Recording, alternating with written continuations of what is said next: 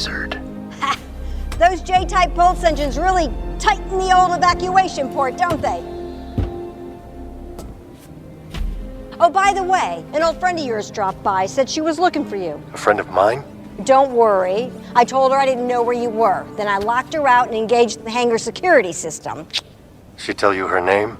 Fennec Shan. I thought you said that the hangar security system was on. Don't get away from me. You come right back here. It's the third mistake this week. Someone's getting the program. By any chance, are you looking for work? Might could be. Pay is good. What's the bounty? No bounty. We need muscle. Boba Fett. He sure would appreciate it. Tell him it's on the house.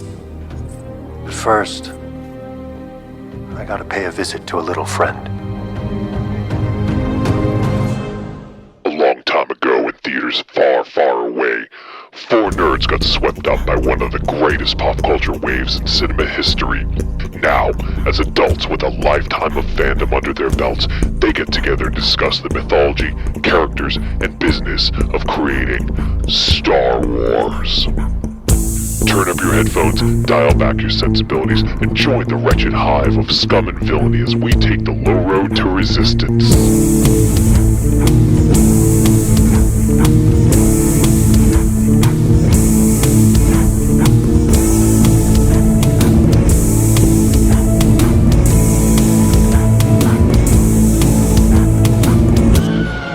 This is episode 5, I did it again, of season 3 of Force Insensitive, a Star Wars podcast. That fucking mummy. That fucking mummy's always messing me up. You know what? I ain't got time for that mummy because we got a lot to talk about tonight. So we should probably get set up for our attack run. This is Black and Blue Leader standing by. This is Millennial Falcon standing by. This is Millennial Falcon, and I'm a bitch. Wow. That was aggressive. Green Sativa standing by. Millennial Falcon's no bitch standing by. You guys, Blue narcolepsy sticking ho-hos up my ass standing by. you guys got all Holy messed shit, up. did I just talk twice? 3 times, in fact. Wow. Yeah, trippy, man. All three Orify spoke. Orify. Ugh. Orify? Are those different eyes? It's like the Oracle. Like a but different. sexy triclops? Yes, sexy Triclops indeed. Sexy Triclops. All right, well, we're going to be talking about the Book of Boba Fett, Chapter 5. And I guess to spoiler right in the title, Return of the Mandalorian, sort of. So we're going to talk about that. Alberto is... I don't think he popped in, did he? He's getting a random colonoscopy behind the Dunkin' Donuts. As you do, right? He's That's a Massachusetts thing, a bunch of massholes, so I guess. he's either at work or he's watching Graps. So Or He's getting a blumpkin on Dunkin'. maybe, or that. Yeah, that's possible. A Blumpy, a Donkey. He's plumping a Dunkin'. He's meeting Anishi Tibb in the back alley of Dunkin' Donuts. Nice. Yeah, that was a nice surprise, eh? We got a lot of surprises to talk about. A lot, including the fact that 0%. This wasn't Book of Boba Fett at all. This 0%. was fucking. This was Mando season 2.5. 0% Boba Fett. 0%. In a show that bears his name. So we will get into that. I'm sure we have a lot to talk about. We do have a voice message from Darth Corney. He sent it to me at like 6 a.m. this morning. I think he was a little excited to talk about the episode. So we'll be playing that later. If any of you guys have thoughts, feelings, gripes, ideas, whatever, you can send them our way. Forceinsensitive@gmail.com. And, you can record a voice message or just write an email, whichever you prefer. We do have, we've had a nice uptick in listeners. So I know you guys are out there. We'd love to hear from some new voices out there. So if you guys want to have your voices heard, like if you're feeling a little uneasy, a little nervous, just remember all of us. We make ourselves look like assholes on a weekly basis, so don't worry about it. You know what? Emails are fine, but voice messages are better. We'd rather call you a useless galactic shit stain to your face. Exactly. Or they could do that to us, which is fine.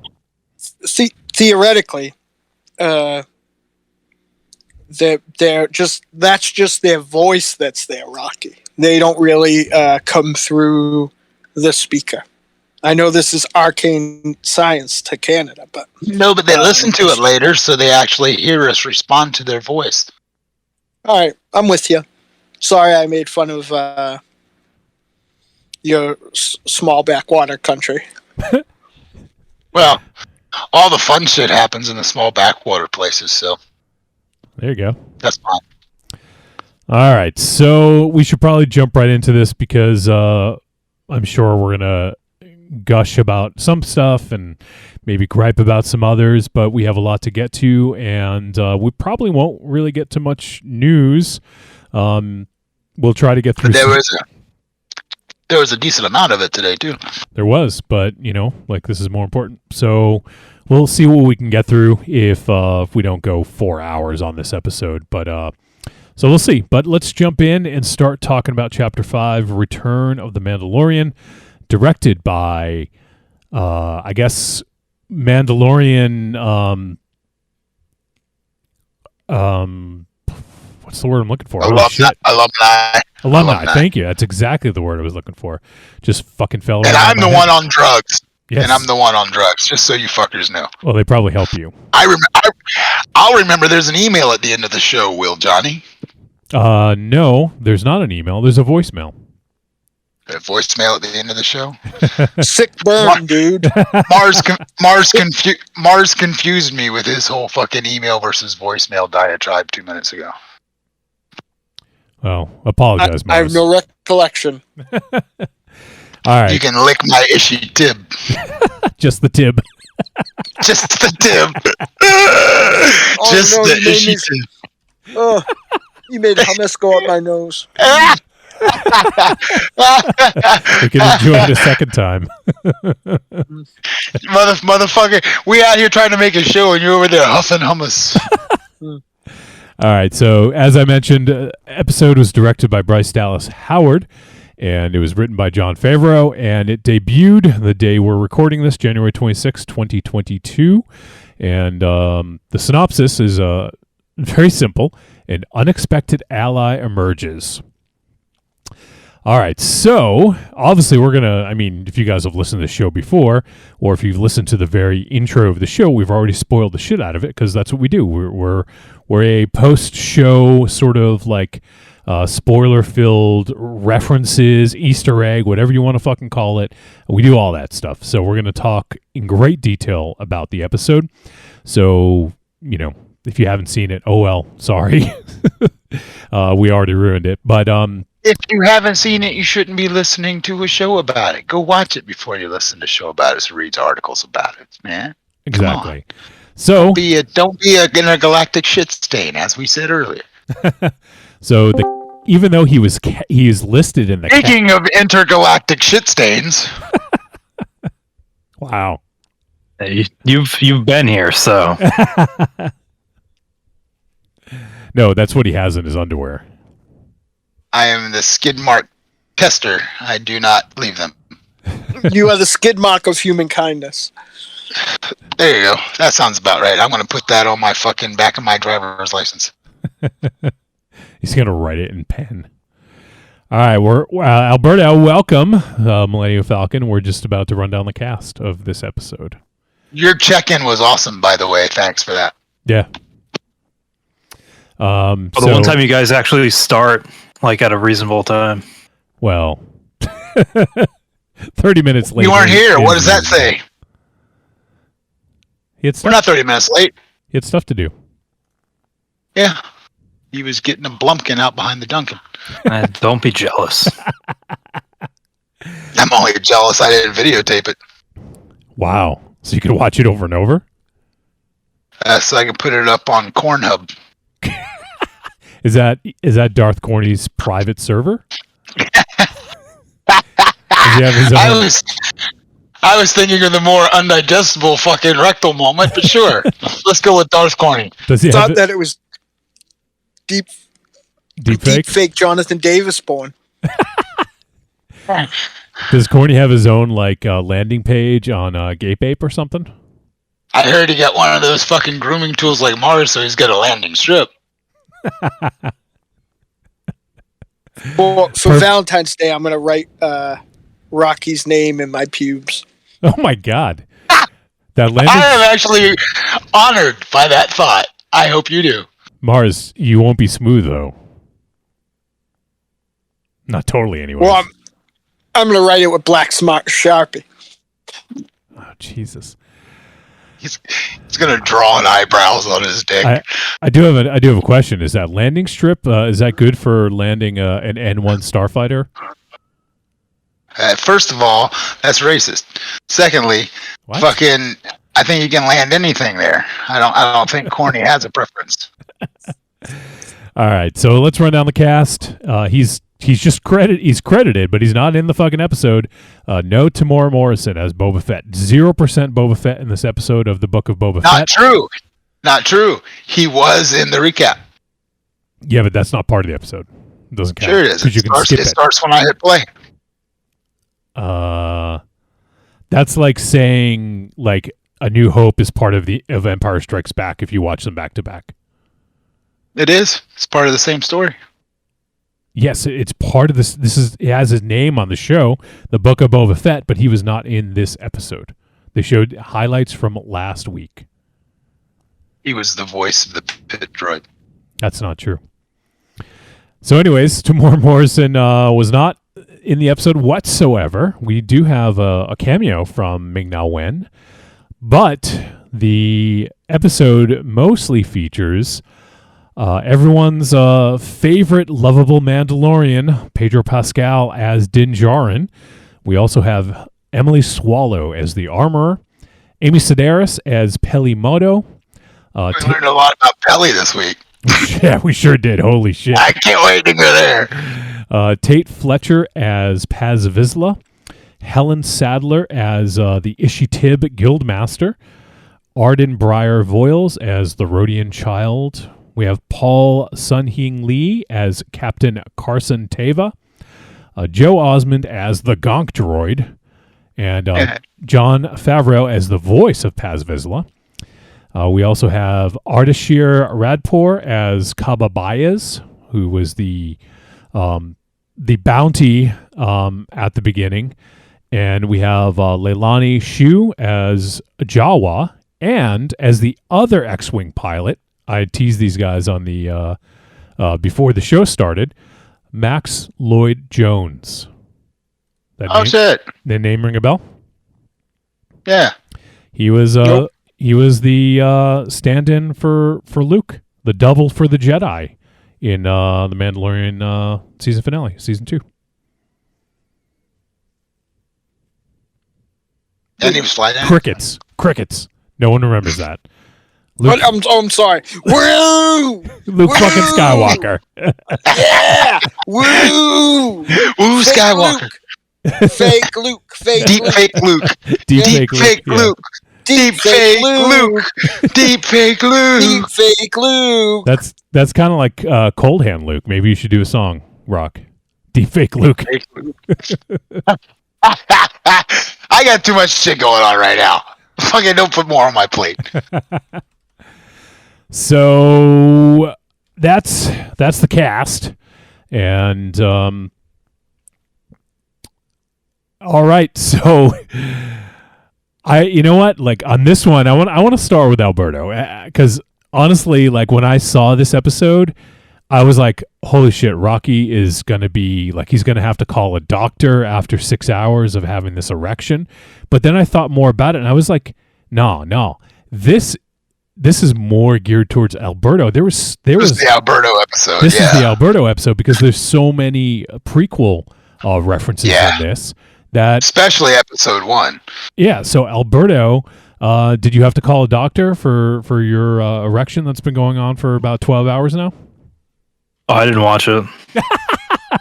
Well, there you go. We just spoiled it for you. No, I'm just kidding. Yeah, no. I mean, you kind of ruined the big cameo, but that's okay. I buried the lead. Well, I mean, people saw it already, so. I didn't see it. Come on. You put it in the chat. Oh, it was a rumor. I had no idea that was actually true. Most of those rumors never come true. Well, about the Starfighter, yeah. So I heard a rumor that it was going to be the N1, and I was like, oh, I just put it in there, and I had no idea that would actually be true. I should be careful with the rumors because usually they're not true, but that one was. Haven't you heard the song, Wolfie? My God. Which one? Look at all these rumors around me every day. It's a great song. Thanks. I didn't write it. I think that's Orange Juice Jones. But Orange Juice Jones, sir. All right. Alberto, what was your reaction? Yeah, anyway. No, it was really cool. And it wasn't...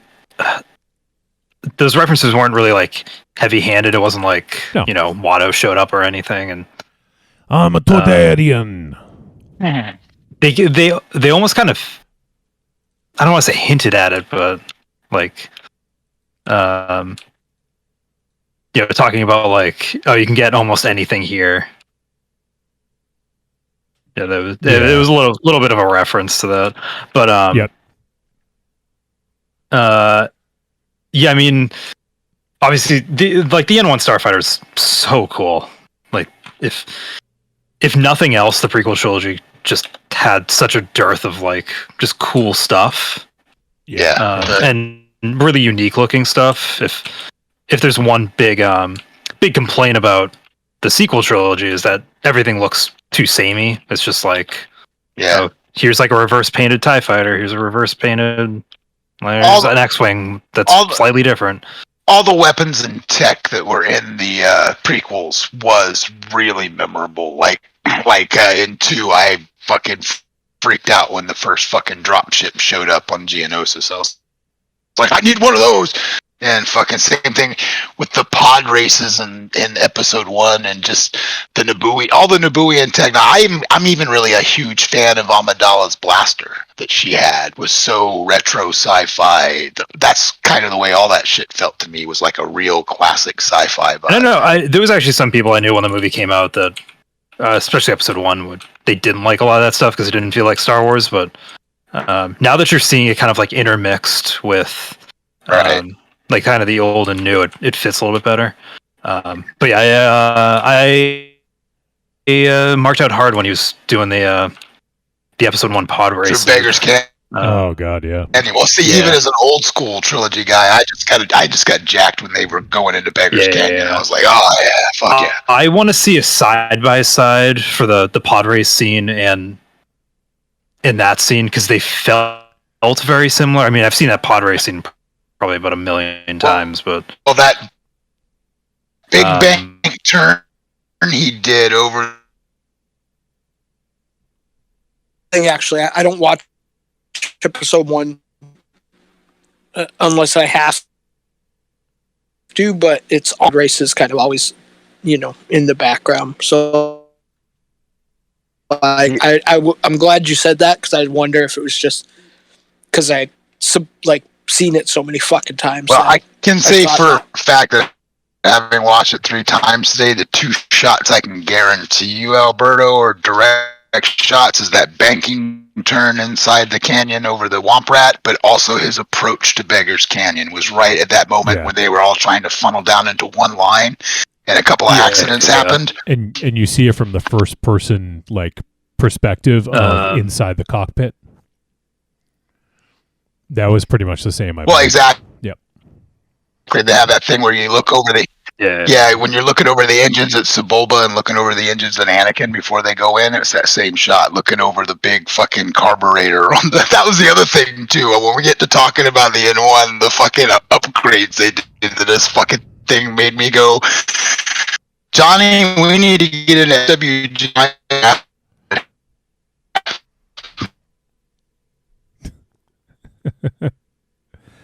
I think my internet's cutting out. You guys have been cutting out. Let me just turn on my hotspot real quick, because I just don't want anyone else to get cut off. But yeah, no, that I mean, we'll talk more about that scene as we get further along. But yeah, there was some really fucking awesome stuff in this. Go ahead.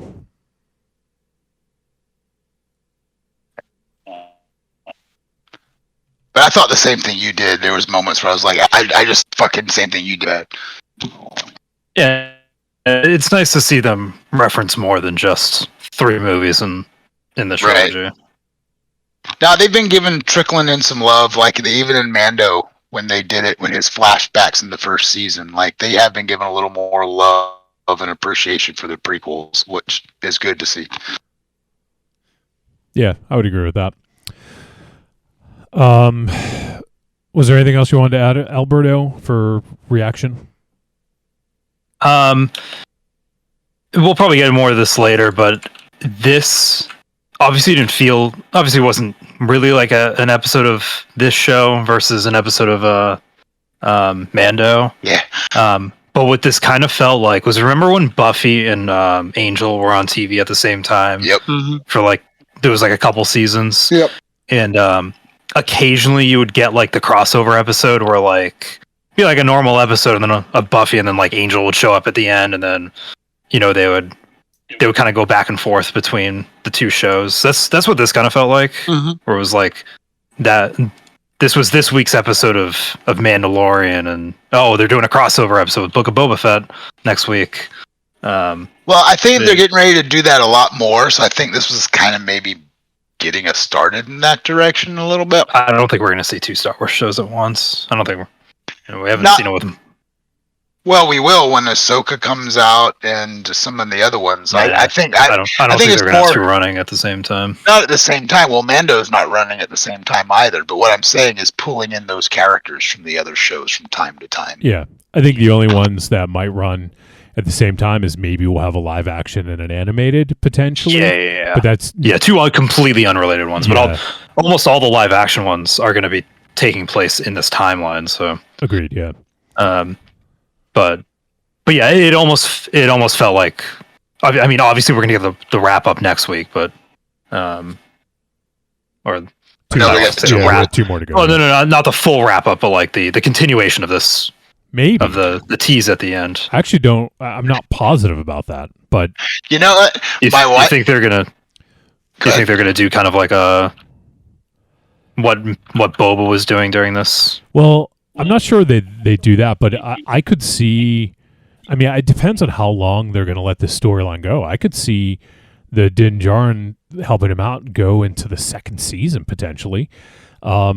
But it does seem like there will be a big showdown at the end, like at the finale. That's what I gather. I think they'll still go here, but I mean, with only 2 episodes left, who the fuck knows? Like, I think if anything, we'll see a very brief scene with Grogu next week, or they'll skip a week and then do it in the finale. But my wife she said the same thing. She was like, I wouldn't be surprised if they just take us up to the precipice of the gang war and wait to pull the trigger in something else. Because I just feel, as of right now, like the Pikes, there's just really no heat between the Pikes and Fett. Like, I mean, there's a little bit of heat, especially because maybe they killed the Sand People. But like, there's just been no interaction between them. So it seems like they have a lot of build to go to actually make it pay off. You know what I mean? Like, it's also possible that they're not really they're pawns too.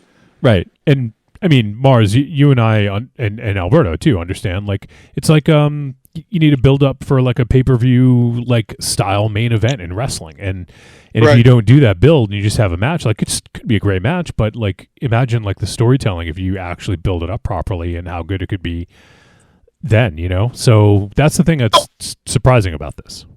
Here's the thing too. They did a lot in this episode to build in a couple of directions here, where we get a lot of things that I was expecting to see in season 3 of Mando, if in fact they go towards the reclaiming of Mandalore storyline with Paz Vizsla and the Armorer and Bo-Katan and everything like that. I was expecting all that to happen. So the fact that they started moving the pieces on the board in this episode towards that, because now also she's explained to him what he needs to do to regain, his fucking honor of being a Mandalorian. And in the clip you played at the beginning, too, he didn't take money from Fett because at this point he's thanking him for what he did with Grogu. And I think that, again, my theory is Fett might get called into play for whatever goes on Mandalore in the next season. So there's going to be a tit for tat sort of thing between Din and Boba Fett as sort of an honor bound, we help each other when the chips are down kind of thing. So they set a lot of things in motion towards that arc that we've been hoping for, or that I've been hoping for in season 3 of Mando in this episode, that makes me think that they're going to make all these players something big going forward in the overall arc of the history of the Mandalorians itself. Yeah, I mean, I think, and once again, I mean, we'll get into greater detail, but I think in one episode they did a better job of moving Mandalorian story ahead than they have in Book of Boba Fett. But I'm not saying I don't like the Book of Boba Fett, but I just feel that this did so much in terms of where we left Din Djarin and where he's going to be going. And I feel like they achieved so much in a short period of time, where, Book of Boba Fett has been saddled with, and I don't mean that in a negative way, but it had to do the flashbacks. It had to. We've talked about that. So because of that, you just can't have much narrative in present day because it's juggling both, So I feel like they weren't able to move the narrative ahead in present day very much. Like if you look at it, there's probably one episode's worth of narrative for present day stuff. Okay, but look at it this way, and this is the way I'm starting to see Book of Boba Fett. Was the reason it's titled that way is it is getting you to how he's back, why, who he is now, sort of thing, because I think they're going to use the character as something more heroic down the line with other stories, aka Mando Season 3. So I think this whole series really was just to let us know who he is, so that by the time they take him to the, end point of his journey in some other show, whether it be season 2 of Book of Boba Fett or whether it be Mando season 3, we have this knowledge so that we can just take him at face value for what he's going to be doing next. Yeah, and like I said, I'm not complaining because I've enjoyed the ride so far, but let's get back to first impressions. So, and then we'll kind of jump into the greater discussion. Marsman, how about you? First impression as soon as you finish this episode. At first, there's one thing I complained about with Boba Fett that or the Book of Boba Fett, that this one I was ready to complain about until I kind of put everything in context. Where, even though, especially since it was like on the nose, I've often said that having full series about even comic book characters that have had series for like 20 years, it took a little of the edge off them. Like, I used to like it when Constantine and Wolverine just showed up in places, but then when Constantine had his own book, like it showed him on airplanes and showed him going about, in taxis, and a little bit of the mystique was rubbed off, right? I think this was an episode of The Mandalorian, right? Through the lens of the Book of Boba Fett. Like those Mandalorian episodes, like if he's going anywhere, they're usually for a gag or whatever. You know what I mean? There's not a lot of like decompression. There's not a lot of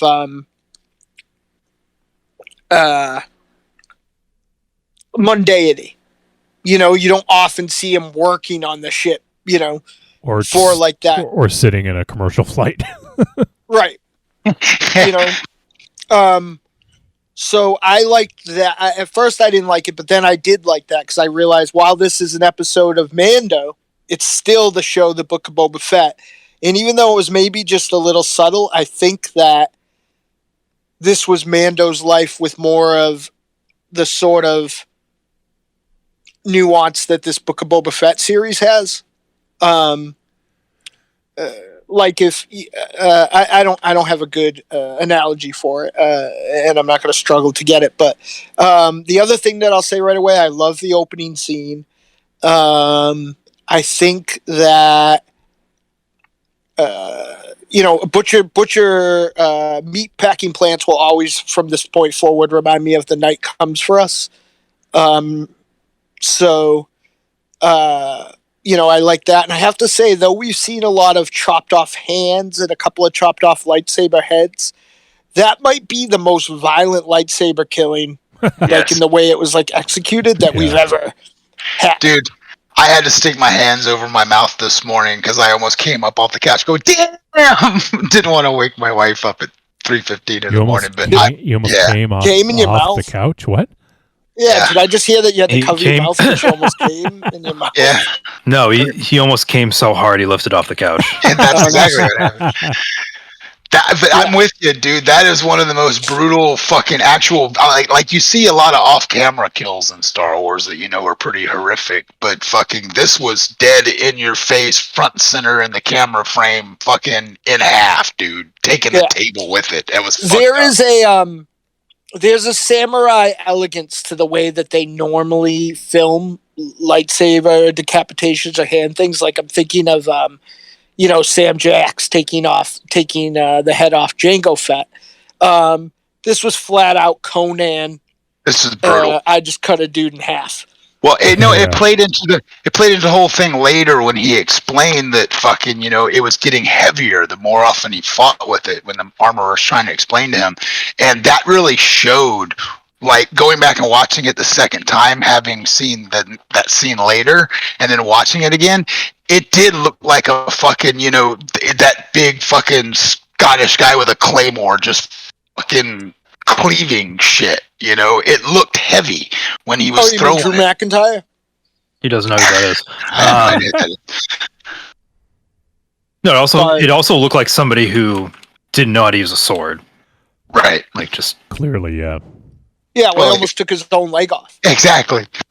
Which is another thing we've never really seen is somebody who's not proficient with those types of weapons. We're so used to seeing Jedi who know how to wield their fucking shit that seeing an accident like that, we kind of saw it a little bit in Rebels if you watched Rebels. Yeah, and they did a good job with the tension there of like, her not being able to use it. But yeah, no, so all in all, Wolfie, I really liked this episode. I think that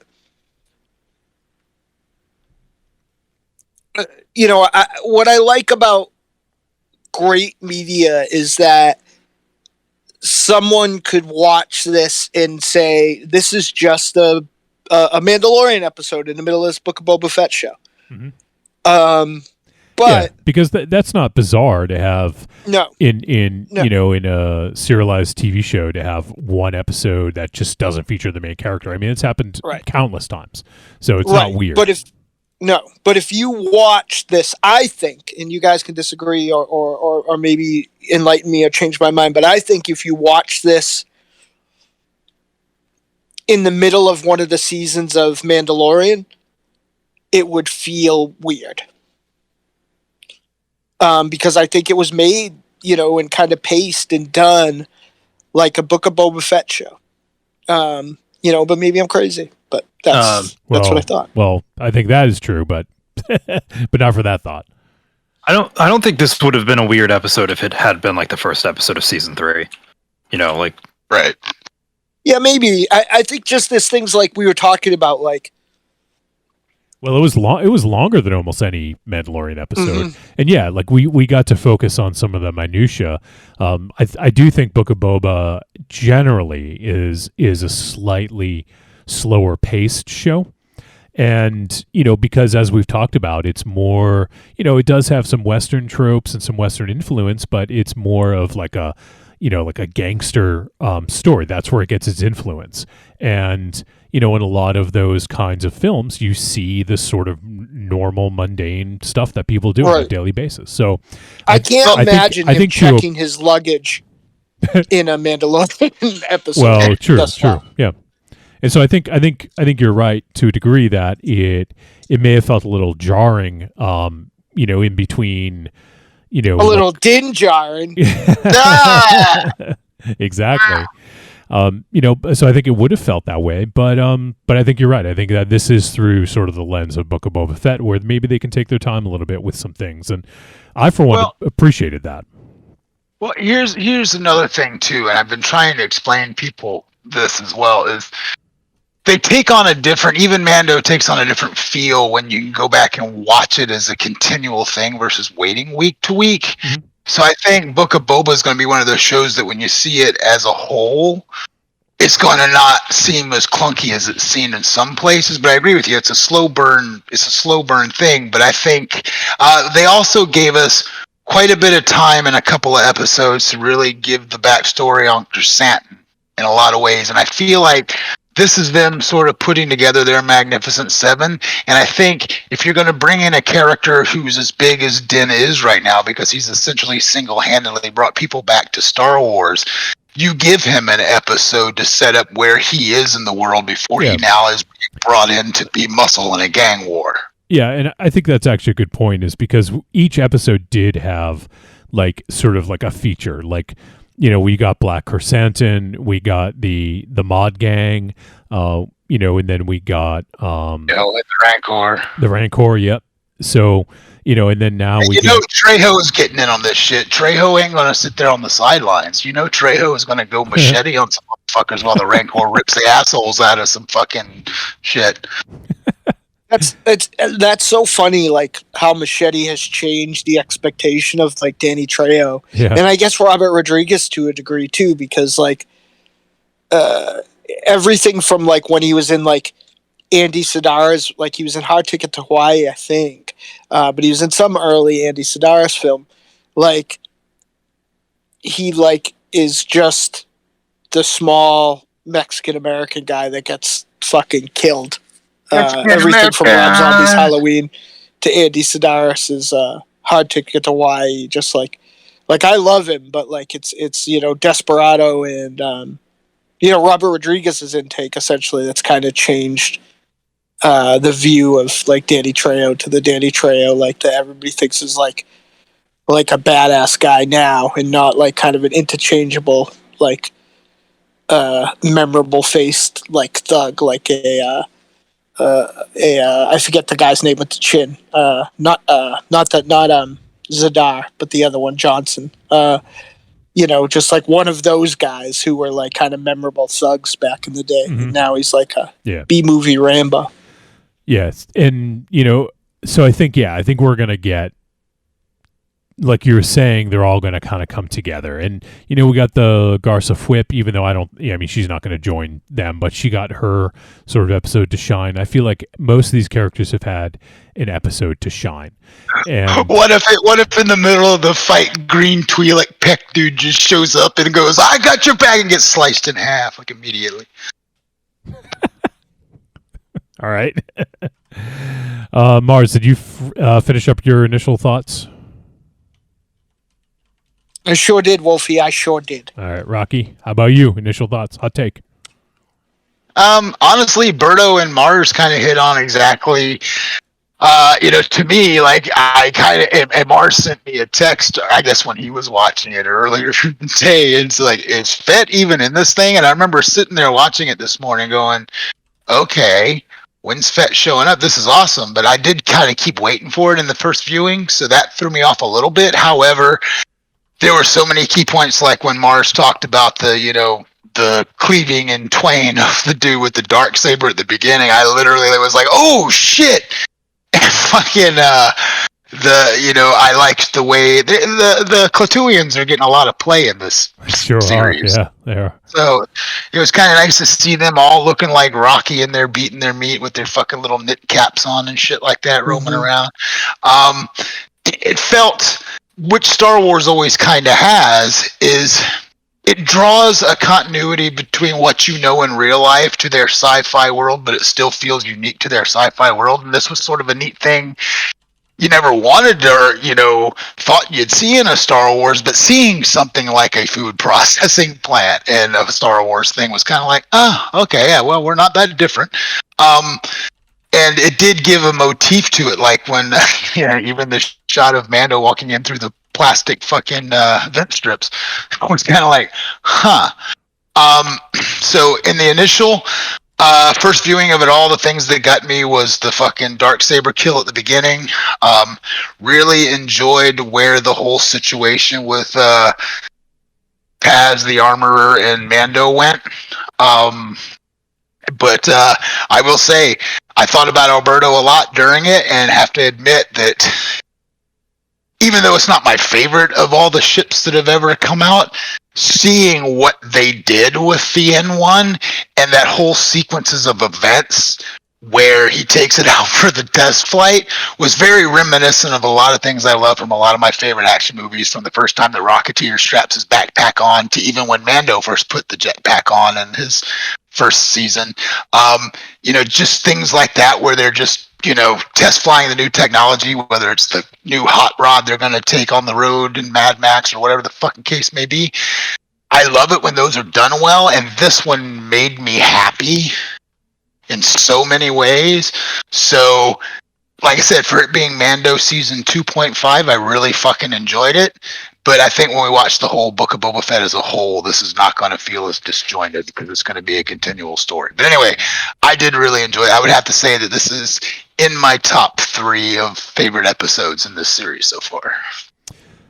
All right, and yeah, for me, so first off, like I think just like everyone else, first thought was like, all right, no Boba, okay. I kind of figured when we were like halfway through the episode, I was like, yeah, we're not going to see Boba at all in this. So it wasn't a big shock to me. And I was actually wondering how they were going to do that, because as we talked about last week, it was pretty clear the foreshadowing that we're going to see Din Djarin.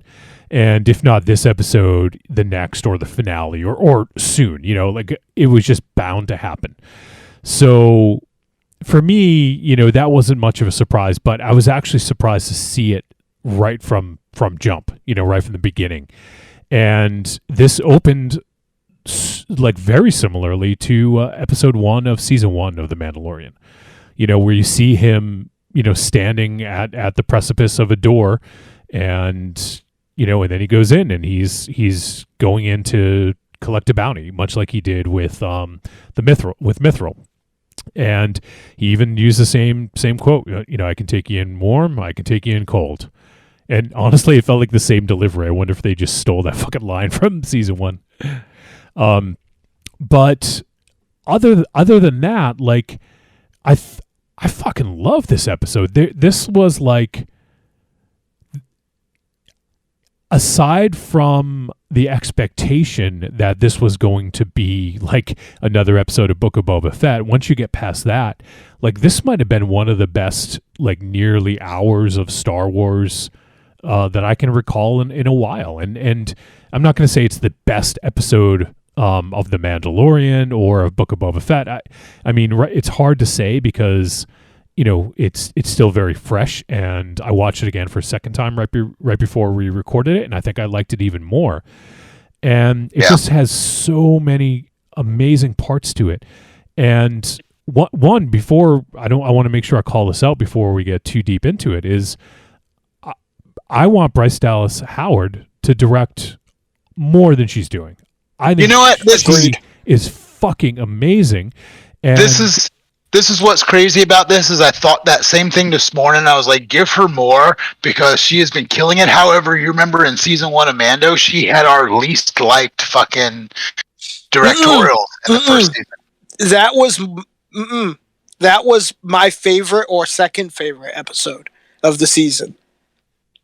Well, I think the thing The one with Sanctuary was the one with the Clatoonians, the tribal Clatoonians. right. So, I mean, I think the thing, if I'm not mistaken, I think that was the first, like, almost like Monster of the Week style Mandalorian that we got. And I think I think it's unfair to go back and listen, because I think we all kind of felt that way. But as Rocky said, when you watch them all, like it flows and it feels good. And she did end up coming back in Mando season 2 and doing like 2 of the best fucking episodes of the whole fucking season. So, I really liked that Sanctuary.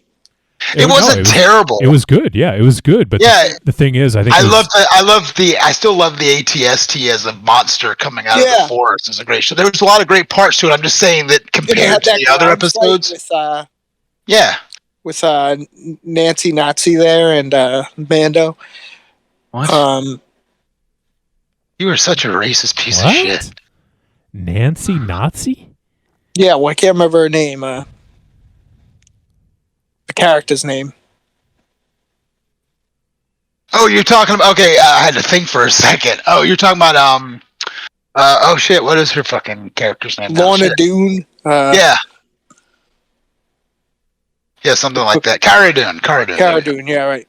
But that was a great fight too. I thought that was, again, not saying that she was bad. I'm just saying that when we did the whole season as a whole, it wasn't one of the ones we held in high regard, but it was still great. However, season 2, she fucking did amazing, and this fucking episode was.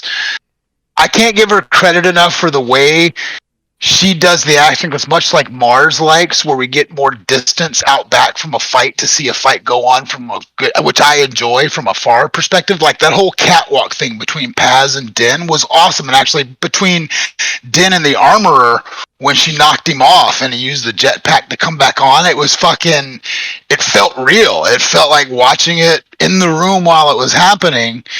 And she's got a real knack for that, much like the Cara Dune Din fight outside the cantina and the way she did the walker coming out of the woods. She's got a knack for really making it feel real when the shit's hitting the fan. So, and like I said, that opening fight sequence with the Darksaber, she really has some really great chops that I agree with you 100%. She needs to be given more stuff. As a matter of fact, let her helm a series after this. Give her the keys to something. And let her do it. I think my favorite thing about the episode in terms of the film direction or the way it was filmed was that like one, I mean, there was edits, I'm sure, but it felt like an uncut sort of like take when he's walking up to the cantina and he's going into the elevator and we get that long, awkward like elevator ride with that alien. I love that alien's look when he looks at him and then Mando looks back and he immediately goes, yep. Yeah. So, but it felt like just a handheld camera, like tracking the Mando, and I just thought that was such a great shot, and it all the way up until he goes down to meet up with the armorer and Paz Vizsla. I thought that whole thing just felt so awesome, and it felt like you were just kind of like ground level, like kind of following behind and like following his day to day. Like I just thought that was so well done.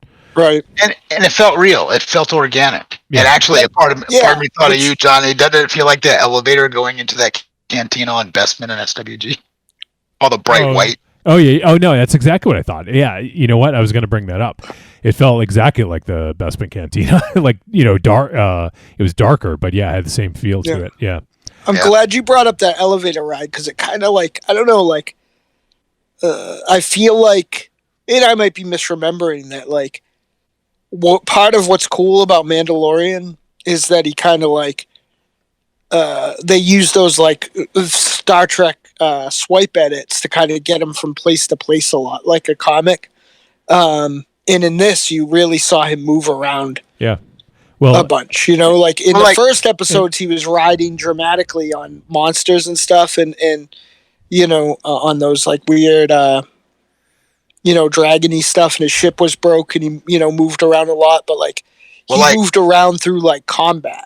He kind of went from like fight to fight. Well, and he was also limping because so I think it really was important to show, you know, because he injured himself. He was human. Yeah, it Right. showed And a cool element to him. It goes back to that like Frank Miller type thing that I talked about with in the even Indiana Jones that I talked about. That's cool about Book of Boba Fett. Like we're still getting like a tough guy show, but we're not getting like a tough guy superhero like show. You know, we're just showing him like beat up after his battle. Yeah, like you know, like he fucked himself up with the Darksaber. Right. You know, and you know what? Johnny brought up the best point to this exact thing you're making about him sort of being reduced to, you know, more human stature. After this takes place after the events of that culminating, you got Grogu where, you know, they took down Gideon, they fucking basically stole a Star Destroyer, they fucking fought crazy robots, and now where's he at? It's the Spider-Man paradigm where it's like, fucker ain't got no ship, he lost his best friend, he's roaming the galaxy trying to find his shit. The only two people who were family to him have now fucking kicked his ass out. One of them tried to beat his ass. Fucking, you know, all the chips have been kind of thrown down after he was the hero that he was, you know, to us last season. But Johnny brought up the best part of this is the big exclamation point to that whole thing was him having to use public transport. That whole situation with him having to surrender his weapons and shit to get on public transport fucking killed me. I loved it. I was like, fuck yeah. Well, this is, and so we'll get more into this, but this episode strangely followed a similar arc to what Boba Fett has been on.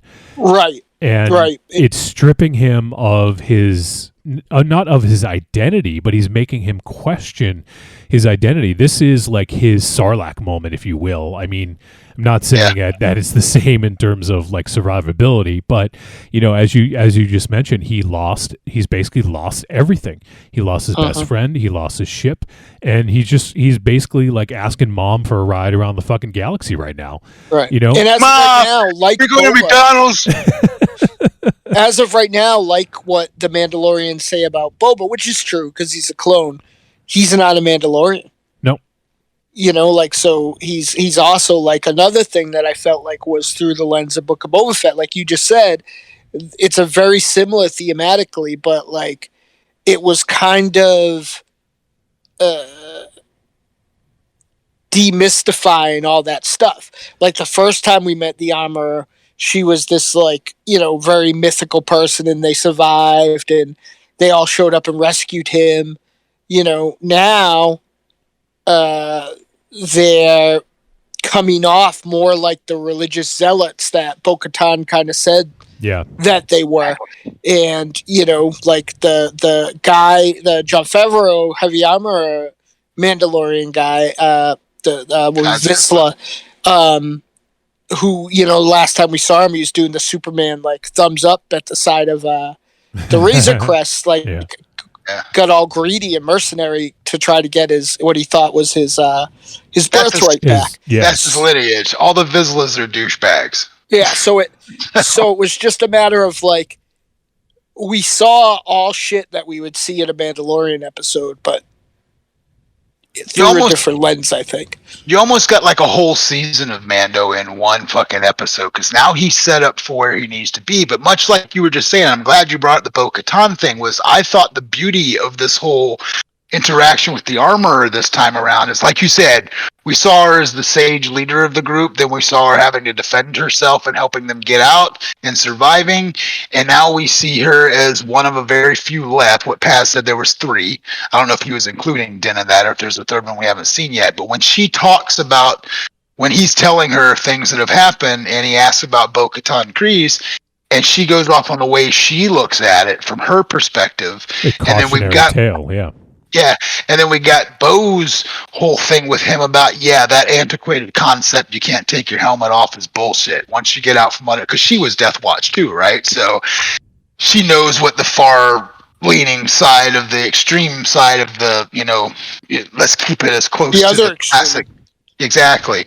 So, and I think that, like you said, where this is all leading is, I still have this unnerving feeling that by the time the Mandalorian's run is over, he's going to be the new Mandalore, hands down. And the reason why is we're seeing him. He's in with the armor and Paz Vizsla. He's in with Bo-Katan, and he's also in with Fett, who technically is not a Mandalorian, but his father was, and he does hold the armor. So he's seeing things from 3 different perspectives, and he's going to be fucking quote-unquote uniting the clans. You know, and that's going to be the thing. You've got 3 distinct sides of Mandalorian culture in our eyes right now. The mercenary fucking criminal sect, aka the Fett.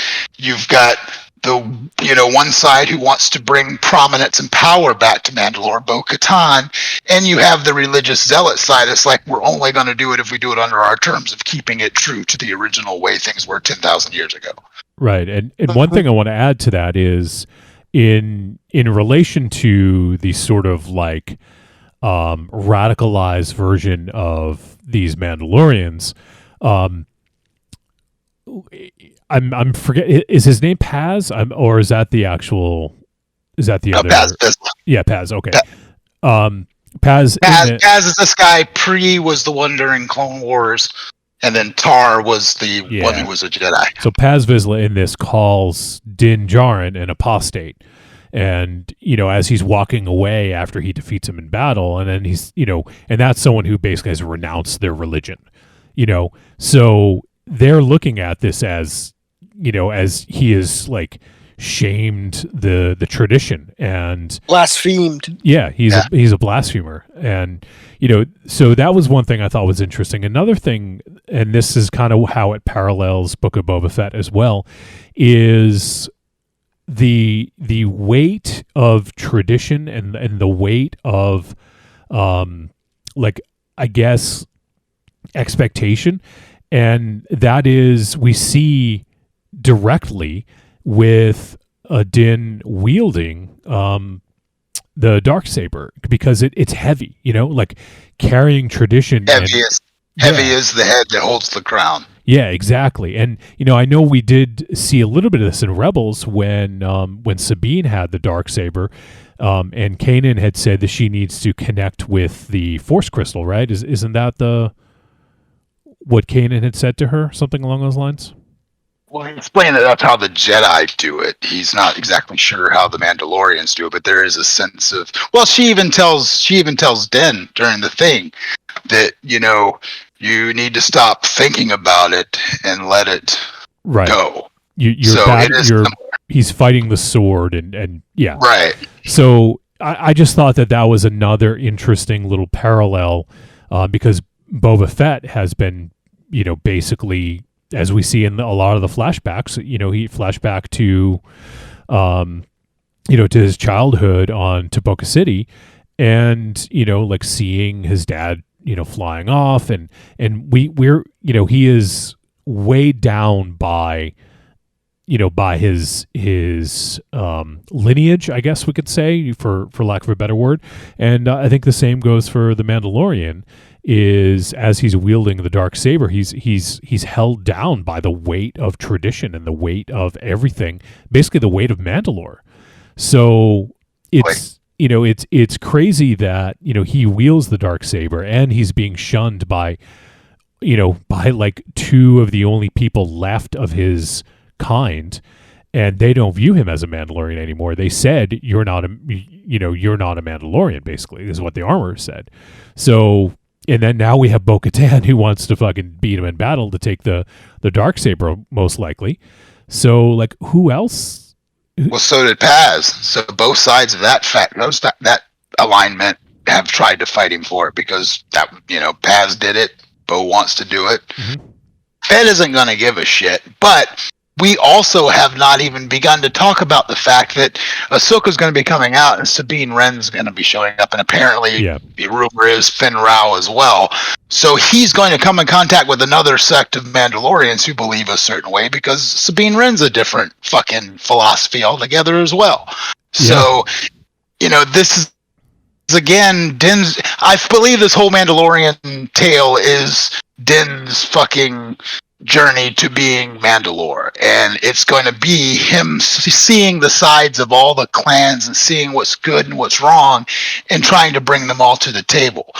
You know, because getting a planet back is one thing, but uniting the tribes, that's a different thing altogether. The other thing that's interesting about Sabine coming is what Sabine is to Star Wars culture now. Oh, yeah. You know, like she created the Rebels. She was Robin in Rebels. You know, Yeah. now she's, you know, Batman.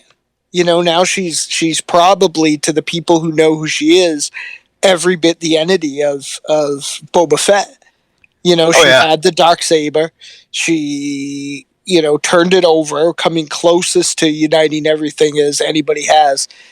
You know, and started the rebellion that fucking overthrew the Empire. Like, you know, she's somebody of note that hasn't really been brought to the masses yet, which is coming. So yeah, exactly. Yeah. I'm interested to see like the whole perspective of that.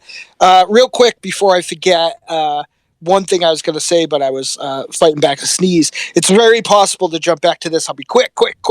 That Bryce Dallas Howard might rely on her fight coordinator to film all those scenes. She might simply be, you know, a bit more hands off, and that's every bit as good of a director as somebody who tries to force their their vision, their style on it. You know, in Hong Kong cinema, which is probably the most renowned cinematic fight culture that there is, every film usually has two directors. They have the director, and they have the fight director. You know, Sammo Hung and Wai Ying are a few people who don't, because they do that for other people's, you know, shows. Sammo would be Jackie's fight guy on his movies. So, you know, that's very possible. And secondly, I think they missed an opportunity to have somebody getting dragged out of the meat plant yelling, "Solvent Green is Rhodian." Oh, Jesus. But yeah, I think that was my. Speaking of Rhodian, yes, before we even get there, I'm going to say that was adorable, and I want one. You want to make a Rhodian, you have to have sex with a Rhodian woman. Well, I'm going to hook up with Pelly, and we're going to have a night, because when we get to Pelly, Pelly's got some interesting fucking skeletons in her closet. That's going to be one hell of an orgy, that's for sure. Yeah, it's going to be furry. I feel like they were describing you. The furry part? Yes, they are. So I don't have some fucking fancy ball trimmers. I want to go back to the very opening in the kind of meat packing place. I was trying to figure out what those slabs of beef were, and it's not clear. But did you guys see the concept art at the end? I did, but I didn't pay attention. What was There were it? tauntaun heads. 100%. In the concept art. So these are, I think are supposed to be tauntauns. Interesting. I wouldn't have saw that one. Smell bad on maybe the they outside. maybe they weren't tauntauns. Maybe they were fucking what are the Tatooine based ones? No, there's Tatooine based ones. The red ones. What are they called? Johnny knows. Fuck. Starts with the P. Koopas. Koopas. There you go. Koopas. Cupa. Yeah, Koopa. Yeah, I mean, we don't know, but if you do look at the concept art, they are definitely tauntaun heads. So, like, I wonder if they were probably like, yeah, maybe we shouldn't include the heads in the actual fucking thing. But that would be like a Alice Cooper. This You made Alberto giggle. Oh, I heard that. Nope. He shook his head. I will say that the opening of this meat packing, just it looked a little bit too realistic, like Earth based, I guess. You mean like they changed out the doors and that was about it? Yeah. I kind of wish there was like maybe a little bit more different to it, because it totally felt like that to me. Can I also say this real quick in this scene? Out of everything that's happened in Book of Boba Fett, and there's been some really great scenes that really felt fucking gangster and mafia to me. What this Klatooian and how he says what he says to Mando when he comes in to fucking collect the bounty is probably one of the most legit scenes out of a fucking gangster flick I've ever seen in this whole run of Book of Boba Fett. The way he plays off of Din was like, yeah, that's not me. It doesn't even look like me. Fucking, you know, his mannerisms, A, came across in the prosthetics, and B, that felt like something I would see in a Scorsese flick. Like I could see fucking DiCaprio and fucking, De Niro having that conversation when someone's about to get arrested.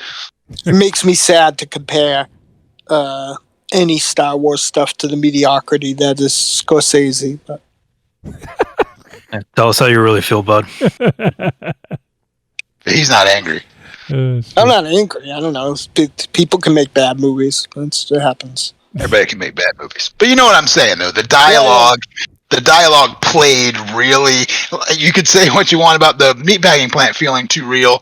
That scene, you take the prosthetics and the helmet off of those two guys, that was some heat-level fucking conversation going on there just for a short stint in Star Wars, and that made me happy. That's Michael Mann. He makes good gangster movies.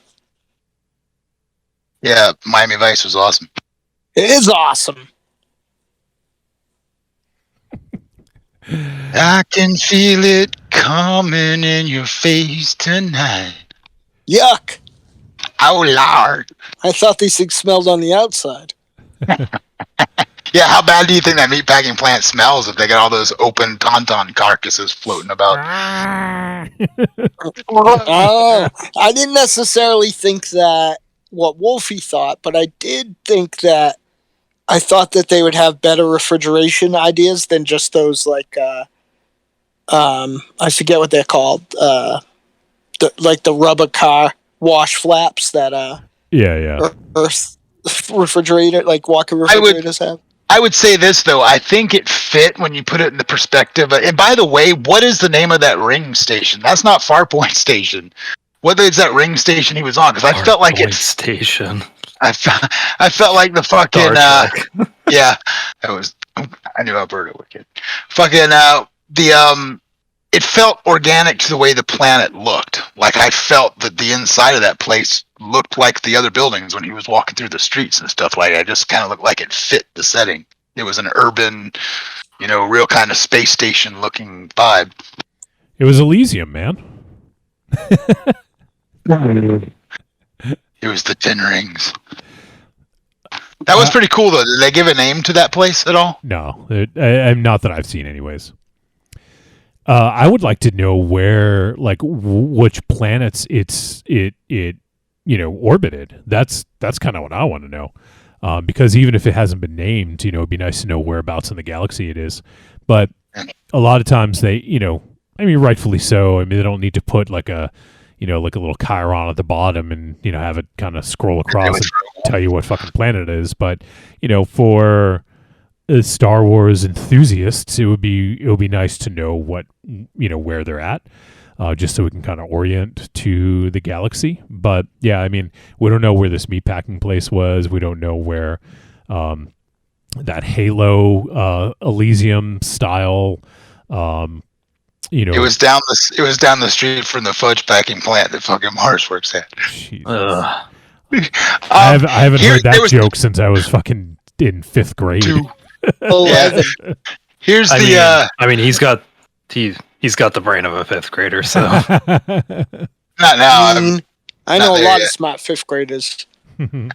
But there was one really cool, just from a directorial standpoint, there was one really cool shot in this where you get the feeling of him being on the station when he's walking through the street, limping, carrying the head. And it does that brief little moment where the station comes in rotation, where the sun's hitting it straight up, and you just saw the sun pass over the street. That was just kind of, as somebody who enjoys shots like that, I really enjoyed that shot visually. So one other thing I'll add is that so far, we've only seen Tatooine in the Book of Boba Fett. So for me, this was a welcome sight to be able to see just different locations. Like that's one of the things I love about Star Wars is the planet hopping. I just love seeing go from this planet to that planet and seeing the variance in the terrain and the way it looks and all that. And don't get me wrong, I understand why they're on Tatooine, and it doesn't make sense to really go elsewhere, but it was just really nice to see something that was a change of pace, and also to fucking see space. This is the first time, I think, in this whole series that we've seen any shots in space, right? Yeah. Yeah. So, I mean, those are things you associate with Star Wars. And once again, just saying, I understand why we've been on Tatooine. It makes total sense. But it is one of those things that, just when you see it, you actually realize, oh shit, like they haven't done this. So it was really good to see. And it's good to see him kind of planet hopping and also, in space. One of the I want to bring up about the intro before the titles show is one other thing is now that Mando has the dark saber, like he's kind of using it selfishly, right? Like as when you wield the dark saber, like it seems like you should be leading others. Like you should have aspirations to greater than being just a bounty hunter, right? Like, well, he didn't want it. Well, Yeah. I He tried to understand give that. it to Bo-Katan, I totally, and she didn't take it. This also, I think, ties into that whole thing about the parallels between this and what Boba's going through and the changes he's going through. I feel like we're getting a little bit of that with Din Djarin, in that he now has this responsibility, but he doesn't know what to do with it. He literally cut that fucking Klatooinian in half and cut his head off with the darksaber. Like But he also doesn't know how to wield it, like Alberto brought up in the weight of it too. He's just kind of lumbering, jacking it around. So it's yeah, I agree with you. It sounds like you. He's jacking it around. Lumberjacking. It's that big, John. But that sort of it does parallel, but I feel like there's also yeah, he should be leading somebody, but he's, as we're learning, he's hesitant to be a leader of anything. He didn't want the child. He's any chance he's had to be that guy, he doesn't want to be it. He's that reluctant hero that we all kind of like. He's that character, right? So, but there's also no way he can lead anything. He led that whole assault to save Grogu, get him to his people, stop fucking Moff Gideon, the remnant force that was out there. He did all that, and like I said, it's the Peter Parker thing. Now he doesn't have a ship, doesn't have his friend, doesn't have a home, doesn't have people who respect him. He's got fucking nothing, but yet he is wielding this thing that should be leading people, but he doesn't have anything or anybody right now. So who the fuck can he lead other than himself? Well, yeah. Yeah, go ahead, Alberto.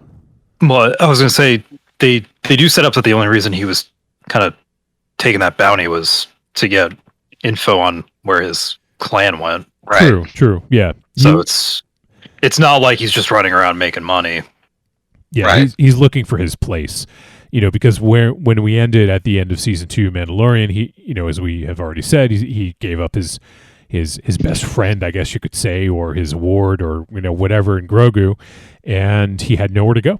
Like he was on Navarro, and his people scattered, and he didn't know where they were. So yeah, he was doing this job to find out that info, that led him there. So yeah, I mean, that does make sense. I get it that, that he really has no other choice right now but to find, and this also goes, once again, I feel like a broken record, ties in with the themes of Book of Boba, is finding his tribe, right? Yep. He is kind of like just out there looking for some sort of connection to somebody. And yeah, so, looking for the armor and Paz, and that's, those are his people. So, it makes sense that he would want to connect up with them. I remember when I told you guys way back when that I always felt like it would be fun to have the big redemption of Fett as well. Nobody respects him as being a Mandalorian. He hasn't earned the right. None of these things. I think him throwing in with Din, and him and Din being friendly to where they're like, you know what, you did me a solid, I'm going to do you a solid, I'm not going to take pay. I think that relationship is eventually going to get us there too, where we see Din rise to fucking Mandalore. We're also going to see the redemption of Fett's name, and him actually becoming a Mandalorian somewhere down the line potentially. I feel like that's why they're calling this Book of Boba Fett, is it's like his side book leading down the same journey that our titular character is heading down. And they might do that when they do the Bo-Katan show or whatever, where you're going to see the evolutions of these characters, where they go, where they come from, and how they get to the point where they will be the people we know when all is said and done. Yeah, and that could very well be. there is still, there are definitely parallels there as well in terms of, their reputation and where they're headed and all that. So, yeah, I mean, we've barely even scratched the surface, and we're already like over an hour into this discussion, and I feel like there's so much more we could discuss. One other thing, I'm just kind of watching in the background here. One other thing I wanted to call out, and this is just more props to Bryce Dallas Howard, but that whole scene when he's in the cantina turning in the bounty, there's a great shot when he's talking to the Ishitib and all the people surrounding the table, where it just kind of like the camera circles in back of the table, and I just thought that was a really great way to present the scene of what was happening, and you got to see some of the hustle and bustle of what's going on in the cantina as well. So I just, I think that was a really great shot choice, whether that was, Bryce Dallas Howard or whether it was storyboarded that way or whatever. I just thought it was a really great choice. Another thing too is, it may be nothing, it could be something down the line, but they basically have just established another fucking underworld organization that's operating because he's fucking doing a job for this crime lord on whatever fucking station this thing is on. We don't know who this Ishitib is part of. And it's keeping in with the theme that this is all about the underworld. So now we're seeing our character from the other show coming in, and he's going to have to start touching the underworld, much like we said Bad Batch. Eventually, those motherfuckers have to start touching deeper in the underworld to get where they need to go. Rock, you got to stop touching your underworld, man. Fuck no, man. That's the only joy. I'm rolling up on a fucking landmark birthday. I'm feeling old, and I gotta take the small joys when you can get it. That's why I like when Mars does that little alien Martian tongue flick thing across my taint. Jesus. I love how you talked about not touching your private parts and then said you need small joys. Hey, man. Gotta get it while you can, dude. We only get one ride around this stupid fucking freaky rock. You gotta find some little pleasures. All right, so we talked about the meatpacking place. Is there anything else you guys want to bring up about that before we head to... we'll sort of go by locations, I think, and some of the things that happen. But I would say, actually, last thing I'll say about the meatpacking, I thought the fight, even though it was brief, I thought was pretty well done. I like that it was kind of like we got to see some wide shots and not everything close up. So I thought that fight was pretty effective for the short, 60 seconds or whatever it was. Can I also say that even though it's a very short-lived thing in our lifetime of Star Wars, I had the best warm feeling when he's standing there talking and he's like, "You're surrounded." And he's looking around the guys just like in first episode of fucking Mando. And he fucking said the line, "I can take you in warm or I can take you in cold." I was like, fuck yes. Right now, fuck yes. You delivered the "he's no good to me" deadline that you're fucking known for, and it still works for me. So you got me with the little nostalgic jump from Mando Season 1. I think Rocky is super high because you missed when I talked about that already. Yeah, we talked about that an hour ago. Okay. Or maybe you're not high enough. That's probably what it is. Maybe I'm not high enough. Yeah. Anyway, sorry if I reiterated, but I did enjoy it. It made me happy. So fuck you in your mouth, stupid shit. All right, let's talk about the armorer and Paz. So I thought that this was a real interesting location, like really fucking in the bowels of the city, which is kind of where they were on Navarro as well. So it's in a way similar that they're kind of in the bowels of this, this. If you say bowels one more time, my ass is going to go off like a slot machine and shit all over you. Slot machine or water wiggle? Slut machine. Like Mars. I've never seen a slot machine that spits out shit. I don't want to win. Yeah, who wants to win that? Yeah. You never been to Atlantic City? Slot? Me and Johnny have been to Atlantic City. There's some stuff that spit out shit there. Yeah, we were too. Yeah, Mars and I went to Atlantic City, the same place that you and I went to, Rock. Yeah. The steamboat? Yeah, steamboat, yeah. Yep. Nice. Did you eat any of that fucking super chronic ice cream that gave instant brain freeze? Remember that shit? No, we didn't have any of that. We had we went to this little diner. Yeah, we had I tried an Impossible Burger for the first time there. Oh, nice. We did lose one of our party for an hour though. Yeah, you were really concerned about it too. Yeah. Yeah, All right. but you guys didn't get fucking fuck. What was the name of that game show we got the tags for? Price is I still got Right. mine. Price is Right. Yeah. Yeah, I have mine somewhere too. Yeah, there was a Price is Right game show when Rocky and I went there, and we got our names written on the fucking Price is Right name tags. And you remember that one dude who talked about Plinko the entire time when he heard it was there? And we were getting ready to leave, walking through the lobby, and what was in the lobby? Fucking Plinko, dude. There you go. Oh man! All right, so the armor scene now in the bowels of the city. There you go, Rock, just for you.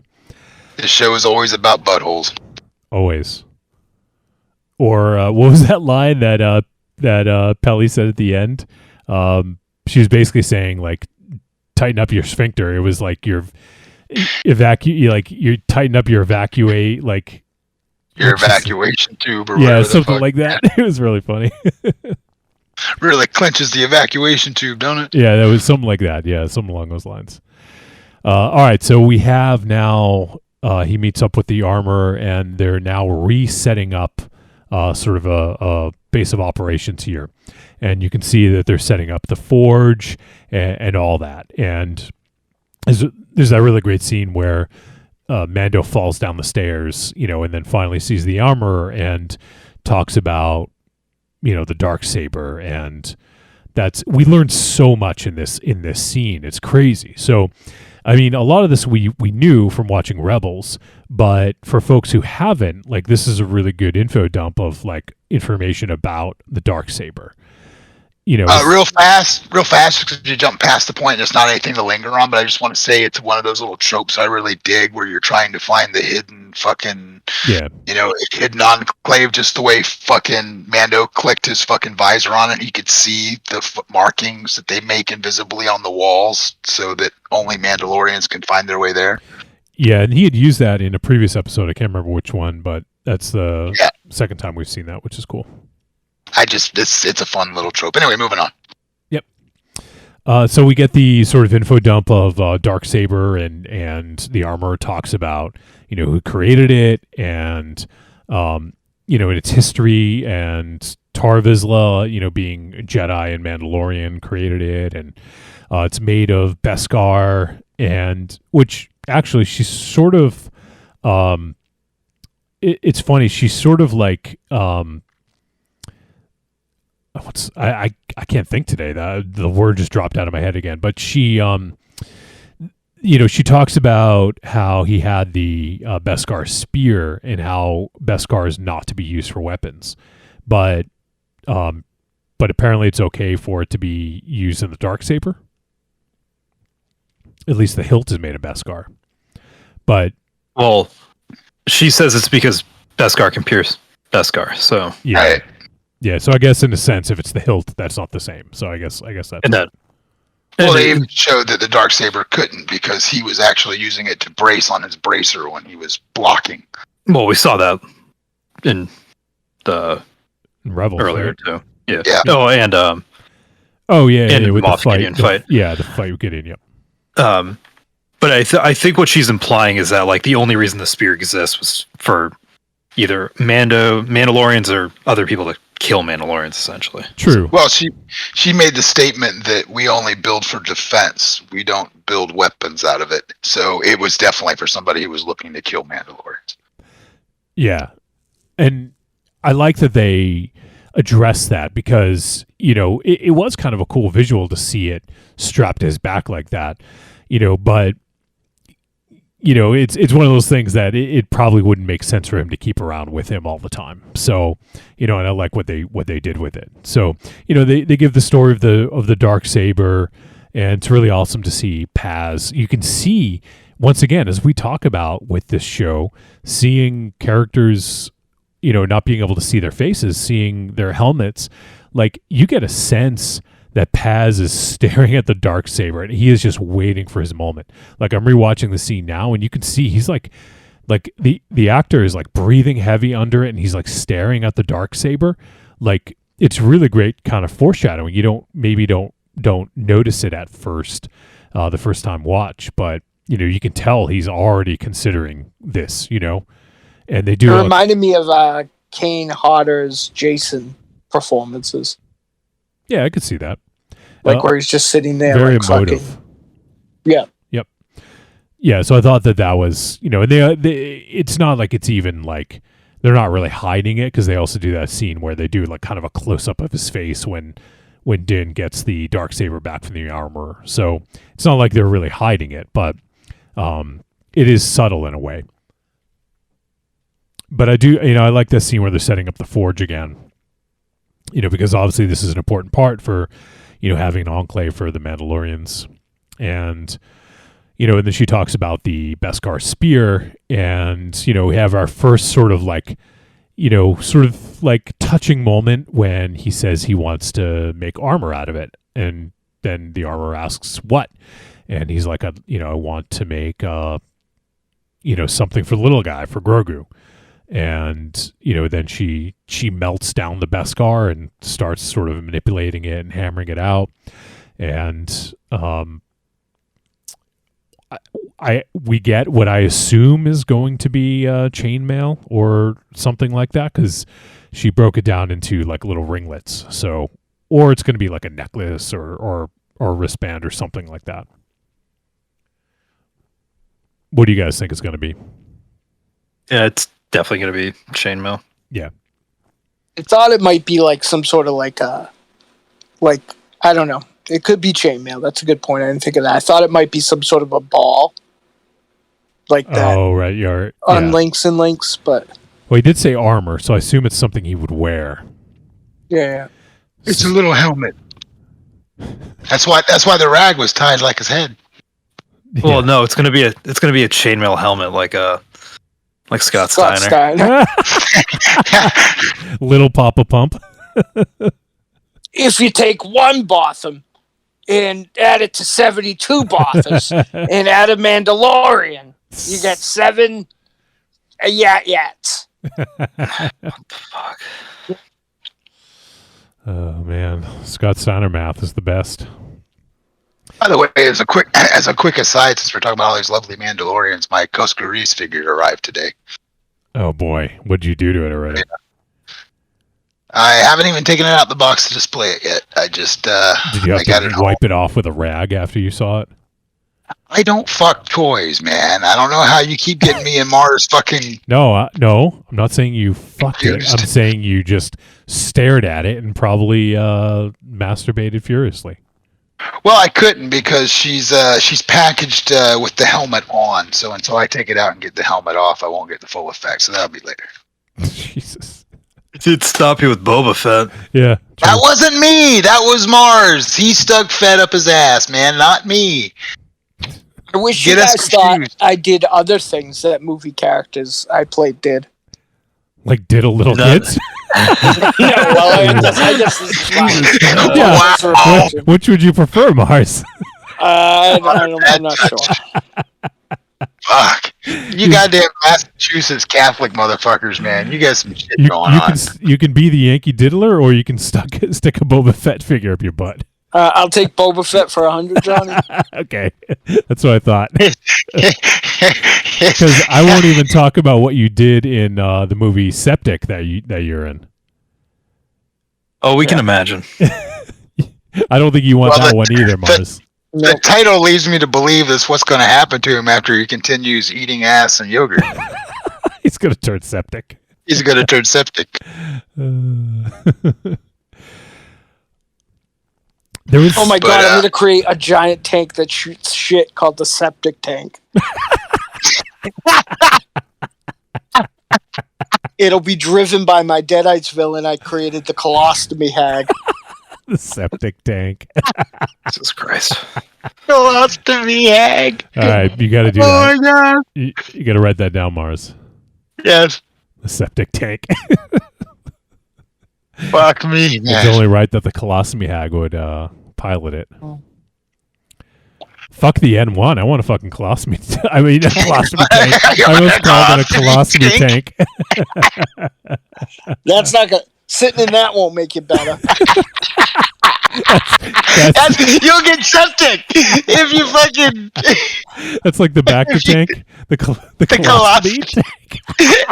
It's like diabetic fucking Hut has it strapped to his side, God. and he just fucking pumps through his fucking shit. Oh, fuck. Colostomy tank. Fuck me. Oh, Jesus. What was I gonna say? I don't even know where the fuck we were. Normally, I can remember. The armorer does mention, so she talks about, that's cool. We actually get that fucking flashback. How fucking awesome was that? We got to see Night of a Thousand Tears. We got to see Mandalore in live action for the very first time. Yep. And she made reference to the mythosaur as well, which up to this talked about Concordia too, which hasn't really happened. Yeah, and that's why they survived that sect, because they weren't on Mandalore when it was destroyed. They were on the moon, the neighboring moon of Concordia. So yeah, I mean, we got a lot of info in this. There's a ton in this one scene alone, and we get to see this flashback of the Empire just fucking bombing Mandalore and destroying it. I mean, was I not mistaken? Those were fucking death troopers on the ground, right? No. There's no troops on the ground. It was TIE bombers in like all. No, there was droids there. Droids. There was some sort of droid. No. They were the K series droids. Oh, okay. Yeah, I thought they were.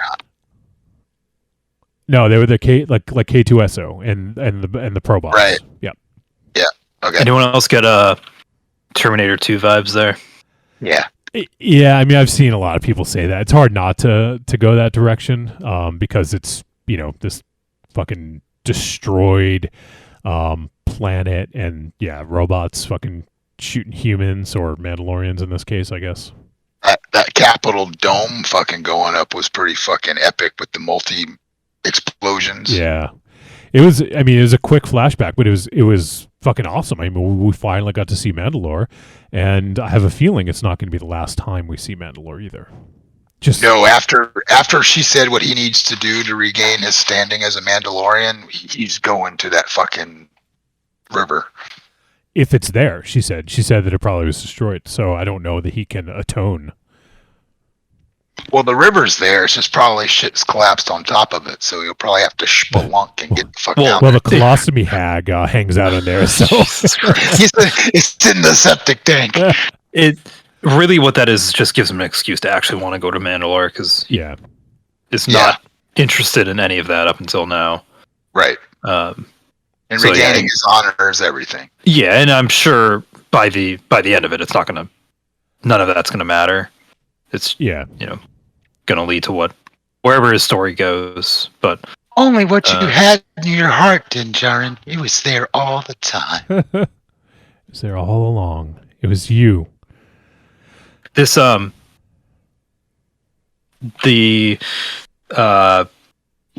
this scene, I guess, it does so much like kind of wrap up from the end of last season. Yeah, it does. Like it almost feels like an epilogue. Yeah, it's true.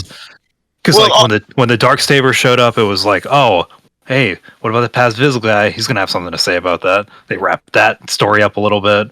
It's like, what's going to be the consequences of taking off his helmet? They wrap that up a little bit. Yeah. What about Bo-Katan? Like, why'd she lose Darksaber? Why'd she lose Mandalore? Wrap that up a little bit. They do a lot in a little bit of dialogue, essentially. They even show you the epicness of what Gideon did, because the armorer even fucking reminds you that what he was involved in to get that saber was horrific. So that actually adds an edge to Gideon that we kind of knew and kind of got the vibe from, but this sort of solidifies it when you see what they actually did to Concordia. Yeah. And I guess that ties into probably how he got it, right? I mean, I guess I have to remember the timing of things, but it is possible that Gideon had got the Darksaber from that, right? Or no, that was... Yeah, no, that's what he said. He brought it up to Din at the end of season 1. That's right, at the end. So he was there, and they actually, I think, who was it that reiterated that he was involved with that later? I think it was Cara Dune actually talked about the fucking horrendous things he was charged for, and another conversation came up about what he did to Mandalore. That's right. But yeah, I mean, we had that great scene, and then Paz shows up after they're done training and challenges Din to a duel for the Darksaber, and it I think it was a good, effective fight. It was very brief, but it just shows. I mean, Mando still is not proficient with the Darksaber, and it's probably going to take a while until he is. But he's still kind of stuck it to Paz, and at the end had the vibro blade right to his throat, and that's when the fight was called off. I wonder that it feels like they're going to set up maybe next season Sabine coming in and training him. I could see that. I think that would be cool. Do you think should show up in Mando? Yeah, I mean, I feel like they're gonna, even just for one episode. That would be cool. Don't get me wrong, Sabine's my girl. Because he obviously needs more training, and I feel like if he hooks up with like Bo's crew again, and she's like, true. I know someone that can train you on it. Yeah, or even Ahsoka coming back and training him with it. Like, I was about to say, if he's going, I can't see Luke doing it, but if he's going to see Grogu, there's a good chance he might come across Ahsoka again, which Ahsoka would lead to Sabine, and Ahsoka would understand if he told her, "Hey, man, I almost chopped my fucking leg off," so she might be like, "Hey, I know a person." Well, I mean, he is going to see, like, presumably he's going to see Luke. I doubt Luke would train him. He's not a Jedi, but I wonder if he would at least give him a few tips or something like that, Well, Luke probably knows Sabine. She fucking started the rebellion, so Luke could send her to Sabine for all we fucking know. Or Finn Rao. Yep. There's a lot of chess pieces on the chessboard for this, so to speak.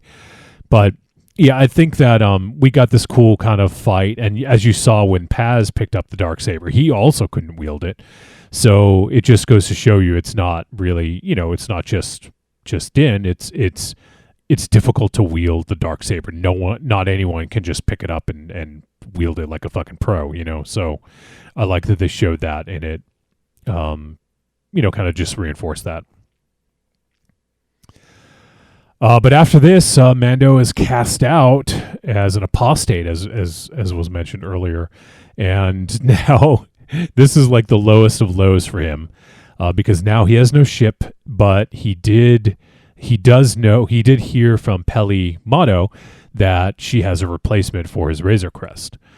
So that's his next destination, because now he wants to go see Grogu, and he has a gift for Grogu, and to get there, he's going to need a ship. And so Peli is the one to get him the ship. So, it's all logical in the way that it breaks down and how it all unfolds.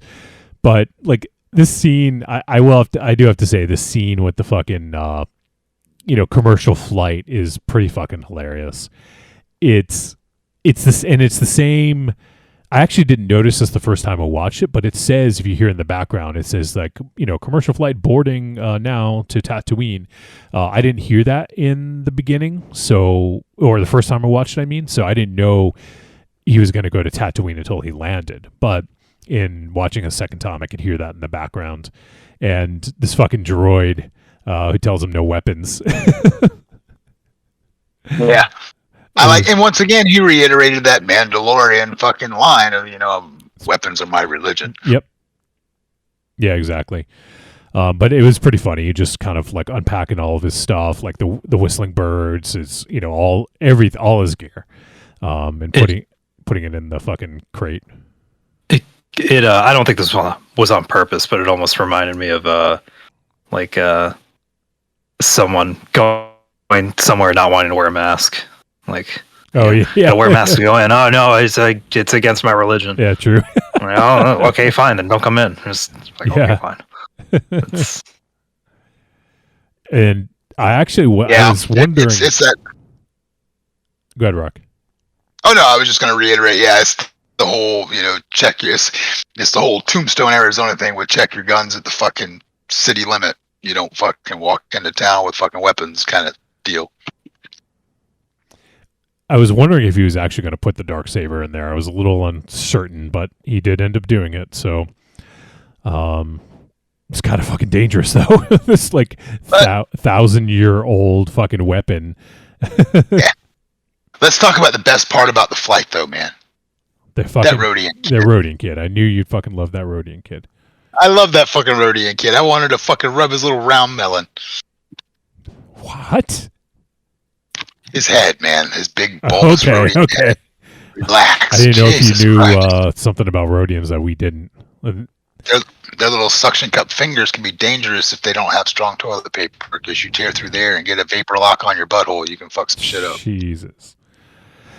But there was when he sees the Rodian kid, you know, he's just kind of like, you know, it's like when you're in a flight or something like that, and I mean, it's happened to most people on a bus or on a flight, and you look, and then there's like a fucking kid like just staring at you, and it's just so awkward. You don't know what to do. But then after seeing the kid, he pulls out the present for Grogu, and as he's staring at it, I think someone mentioned this earlier, it remarkably looks like Grogu's head, the way that the armor tied it, you know, with the ears sort of tied. And I just thought that was kind of like, it's one of those sweet moments that you get in this show, in The Mandalorian anyways. And, you know, like with the knob and like the things like that, you know, we get that sort of scene, and it really sort of like gets you a little choked up just seeing it. So I thought that was pretty good scene. He gets all his weapons back, and then he goes to visit Peli Motto. And Peli just brings joy. Can we just all admit that Peli's just fun? She's like the good, fun comic She's relief. hilarious. I love Amy Sedaris, and I'm glad that we have this character like reappearing so often, because it's such a funny character, and it fits really well in Star Wars. You know, it's just kind of like a silly, outlandish character. You know, kind of a gearhead. You know, I just love the little line. She's like, you gave him too much. Don't spoil him for me. You know, like to the. Here's the thing with her. Here's the thing with her, though, is like she, in this sequence of events, she remembered the same level of technical jargon that you get in a medical show of people having to throw out fucking weird words that fucking convolute the fuck out of your oratory space. And she managed to throw in fucking Tatooine colloquialisms with all the different animals that she referenced to, who we don't fucking really know half of them, but you get the gist of what she's trying. She delivers all this shit with just such a natural fucking flow. And then the best scene of this is like she's in the middle of talking about the components we can get, throwing in the fucking little jokes, you know, like a shaved whatever the fuck, but then she's turning right around and she speaks the best fucking Jawa, dude. That is insane. She just fucking peels off Jawa like it fucking ain't no thing, and she fucking nails it. That's amazing. Could have been dubbed. Okay, maybe, but the scene still worked fluid, regardless if she actually did it. But I think I read in Mando Season 1 that she actually was making all those weird noises, so I think that's actually mostly her. I wouldn't put it past her. Yeah, I wouldn't either. But she just does the whole scene with such fluid motion between making the fucking, you know, Tatooine-esque dick and fart joke to talking the technical specs of putting the fucking high-tech gear in this motherfucker. Like, I don't know what any of those words she said were, but when she pulled that fucking carburetor in and called it whatever she was, I looked at it and was like, I know exactly what the fuck she's doing. She's a gearhead. This is fucking... My dad was a mechanic. This is what mechanics do when they get together and fuck around in the garage. And Your dad spoke Jawa? Yeah. Yeah. Yeah, it all makes you makes like sense. me a little bit more, huh? Yeah. Nope. I'm furry and just like a Jawa in all the right spots. Oh boy. Which is another thing we got to get into. We're here now, so we're going to have All this right, conversation. Before we talk about Jawas, I fucking like we talked about Alberto marking out. I fucking marked out for for BD, the droid. Yeah, BD. Oh man, I was so fucking happy to That's see from BD. Fallen Order, right? Yeah. Yeah. Yeah. It's and the thing about it is if you played Fallen Order for more than a day like Alberto, you would love BD because he's your companion. Like he's with you the whole entire time. once you find him, he's with you, and he's just always there. So he's a character that you just kind of grow to love if you play Jedi Fallen Order. So I don't know. I'm assuming this is not the same BD. I suppose it could be potentially, and we don't know. But that's BD1. You don't think that dude from Fallen Order is still alive? He was a Jedi. He had to be purged at some point. So maybe this is the happy story. He survived. He survived the purge. That's part of this. Yeah. Well, sorry if that's a spoiler for people, but I don't have an Xbox anytime soon, so I won't get to play it for a while. All right. But yeah, I mean, don't you have a PC? What's that? Don't you have a PC?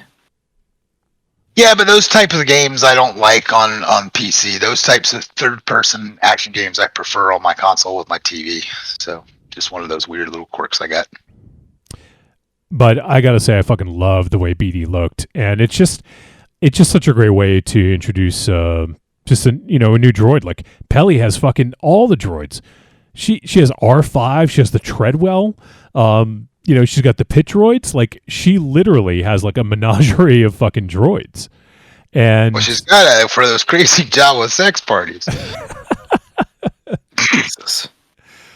But that is, I mean, the R5. That is the R5 from A New Hope. That is definitely the same one. Because it's missing that part of the motivator. Or the motivator, yeah, from A New Hope. So it's the same exact R5. We get these pit droids. We get the Treadwell droid. We knew at one point he was force sensitive, so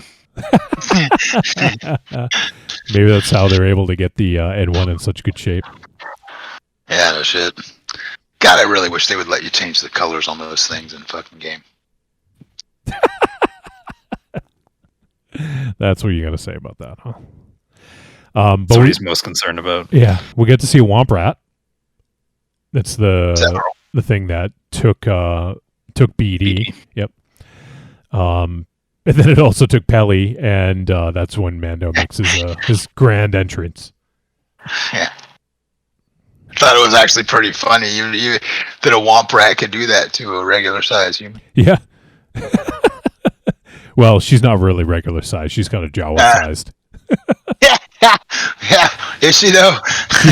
She does carry. She does have an ion rifle though, didn't she? Wasn't that an ion rifle she had? Yeah. Yep. That's why that whole sequence of Jawa events made me laugh, because the first thing I saw was her. I was like, "Oh, that's cool. You get to see a Jawa ion rifle in the human's hand." Yeah. So, all right. So Din shows up and he says, I love, because it's like she totally forgot about this. She's like, what? She's like, why are you here? Like, she's like, I said that? Oh yeah. Well, I'm here to tell you, Peli's a stoner. She's a space stoner, 100%. You would know one, so I believe you. Oh yeah, we can smell our own. And I love the line when Mando hands her the credits, and she's like, I'm going to count this. Not that I don't trust you. I want to make sure you didn't overpay. Which, as we all know, is fucking bullshit, right? She wants to make sure it's all there. Yeah, she's an awesome character. There's so many facets to her that are just amazing. Yeah, and we get to see a lot of her. Like, this is the most screen time she's got. Not as much of her as the Jawas have seen, apparently. No. Jesus. She's furry, too. All right, so what did you guys think when she pulled off the tarp and unveiled the N1? I thought about Oberto. Don't think about me, please. In a good way, man. I was like, this was your moment, dude. When that pulled off, I was like, he's so happy right now. And I was happy for you. Thanks. So I was curious. I looked up and I actually found some information. I was wondering if there's any chance this could have been the one that Anakin flew, and apparently it's not, because it had different characters or writing on, like, right underneath the cockpit door. So yeah, the call sign. Yeah, not that we, I mean, there was a bunch of these, so it's not like that's the only one out there. But I was just curious if they were going to do that. But apparently it. Well, he didn't have that over Tatooine. That fight was over Naboo when he took out. Well, the right, ship. but shit gets around, right? I mean, Peli gets around, so I mean. round, get around, Pelly gets around. Yeah. But yeah, so when the droids pulled that tarp off, and unfortunately, I feel like a dick because I posted a rumor that the N1 was going to be his new ship, not thinking that it was, that was going to be it, but it turned out that it was it. Well, you are a dick. All right, well, fair enough. I'll take that. Not a lot of storage in that thing. No. I don't know. Old bounties. Which leads Koreans to the fact that he's not going to be bounty hunting, really. Yeah. And, I mean, this... Well, they lead you to believe he was only doing that to get his information at the time. He's only doing it to make ends meet and get his information. So, yeah, I don't think he's doing that anymore anyway. Yeah, and, the thing... And also, I mean, they took the astromech spot out, or Pelly did, and put in, like, a little dome in there. Like, who the fuck's going to ride in there? Fucking Grogu. One person. Yeah, there's only one person that can fit in there. So, I mean... like we're gonna see it unless he takes BD with him or something like that, because it seemed like they were getting along pretty well. But I love that she's like, I know your affinity, your or not, or lack thereof. I know how you feel about droids, so I took the astromech spot out and put a dome in there. He almost seemed like he was like a little disappointed, because he would get a companion. She said something like, with your temperament, I thought you'd just want the space. Yeah. Yeah, exactly. Yeah. But another thing that I thought was cool about this is, so as they're building the N1, the N1 is obviously as Pelly mentioned, it was flown by the Naboo, what was it, security force or something like that? The NSF, was it? Yeah. And, so it had a certain look to it, and I like that they stripped the paint off of it. It's this whole concept of like removing, like just going through a change, right? And so they made it fit Mando's character, So if he was flying around in the N1, like it just wouldn't have worked, I don't think, But I love that they had like, and the engine that Pelly put on it and everything. It looks fucking sweet, it looks fucking amazing. It looks wizard.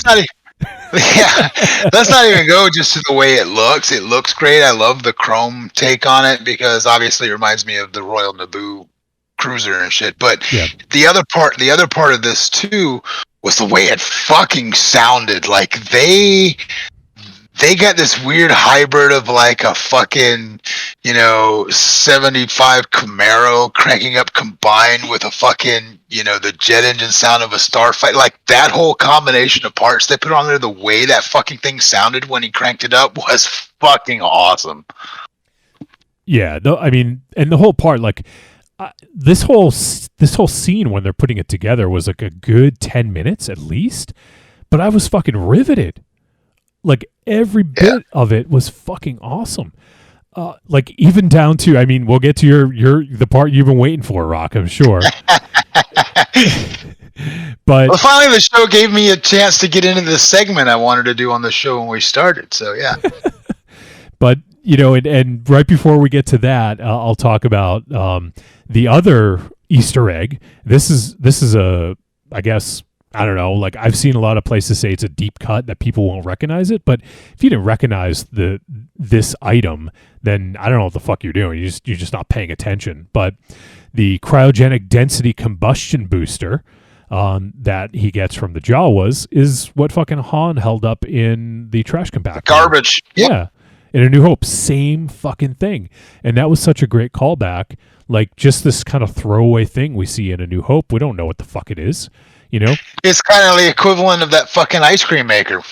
No, it really is. Yeah.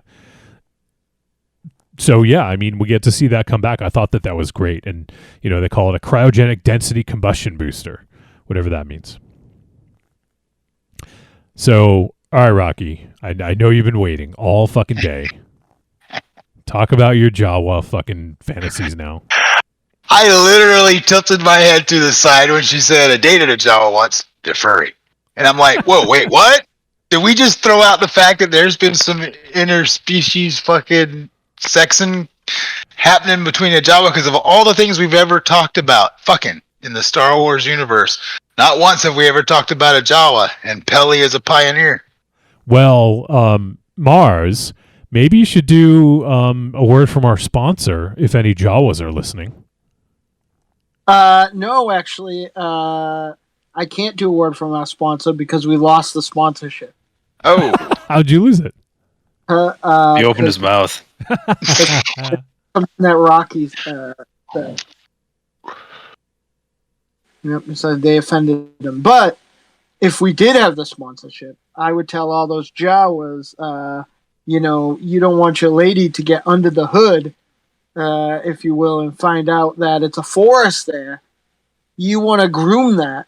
You want to use the mechanical equivalent of global warming and clear that rainforest right off the back of your ass. With hands, do like I do, that little patch of hair on the small of your back, in between your back and your ass. You don't want that there. You get stuck in the seats. Fucking that's God. oddly Oh my specific. God. Why did you do this to us? Peli did it. Blame her. Oh, Jesus Christ. It's just why the tuft of hair right at the top of your ass. Is that a problem spot for you? No, it's not. It's all a problem spot for him. On your back. Like, yeah, it's not good. That's no moon.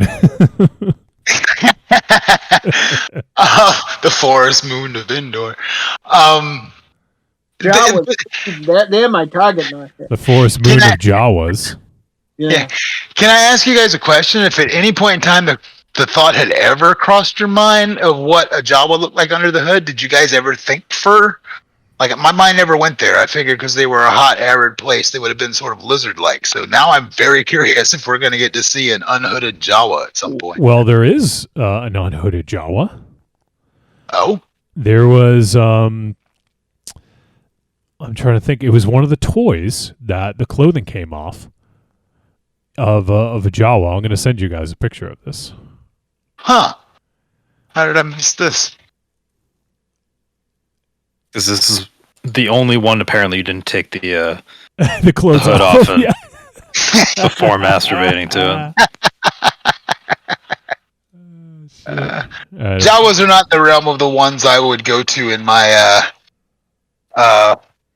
realm of sex and species in Star Wars.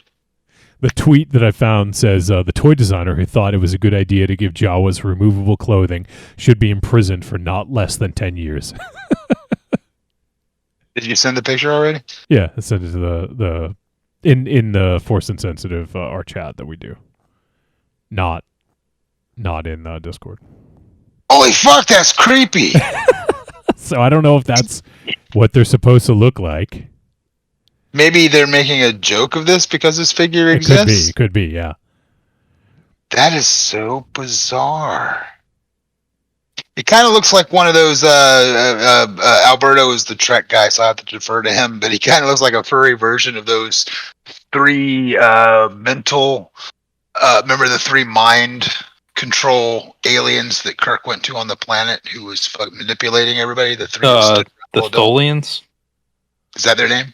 I think so. It kind of looks like that in a weird furry sort of way. The McFolians. He looks fucking burnt up. I know, right? Is this like... Yeah, is this like crispy?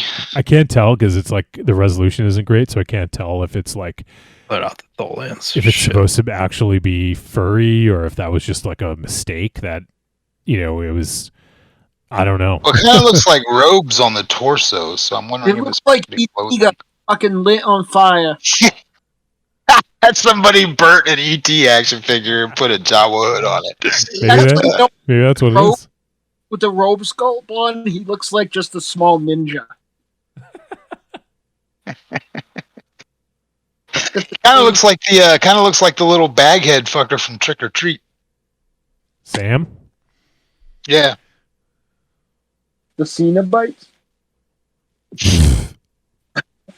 That's fucking wild. But anyway, yeah, that whole thing flipped my wig when I fucking heard it this morning when she started talking about dating a Jawa and when she just the way she kept repeating, really furry, really furry. It's just Yeah. like, what the fuck, dude? But yeah, that's why Pelly's a goddamn superhero, man. Let's give Miss Sudeikis the fucking credit she deserves. She has taken what should have been a throwaway peripheral character and given it so. Sedaris. Yeah. She has taken what would have normally been just a throwaway character and turned it into something so fucking charming that you look forward. Like even early on in Book of Boba Fett when he's coming through Mos Eisley when we were seeing the trooper helmets on the pike and I saw her just walk across in the background with the pit droids. It just made me happy. Those are the types of characters that even if you just see him walk across the street, it's just kind of nice. It's the equivalent of the way they made you feel in Rogue One, at least for me anyway, when they run into Ponda Baba and Dr. Evazan in the streets on Jeddah. Just that brief little moment of, hey, watch yourself. I was like, oh, fuck, man. You know, it's heartwarming. Is it heartwarming to think of Pelly having sex with Jawas? With all that fur, yeah. Uba.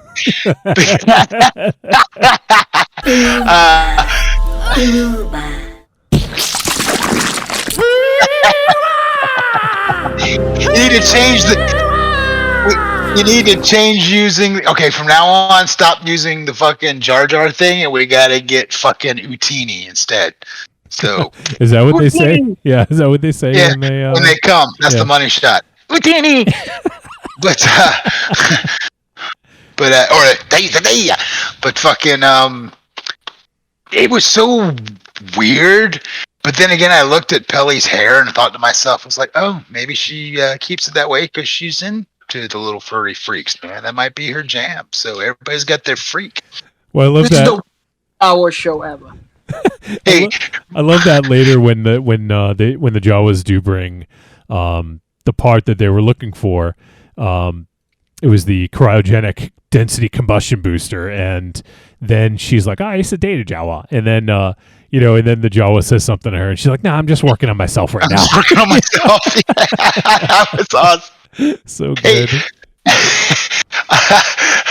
I was actually going to ask Alberto a question, and I forgot what the fuck it was now, but it was pertinent to this conversation. Was it about Jawas having sex? Not about the sex aspect, but it was.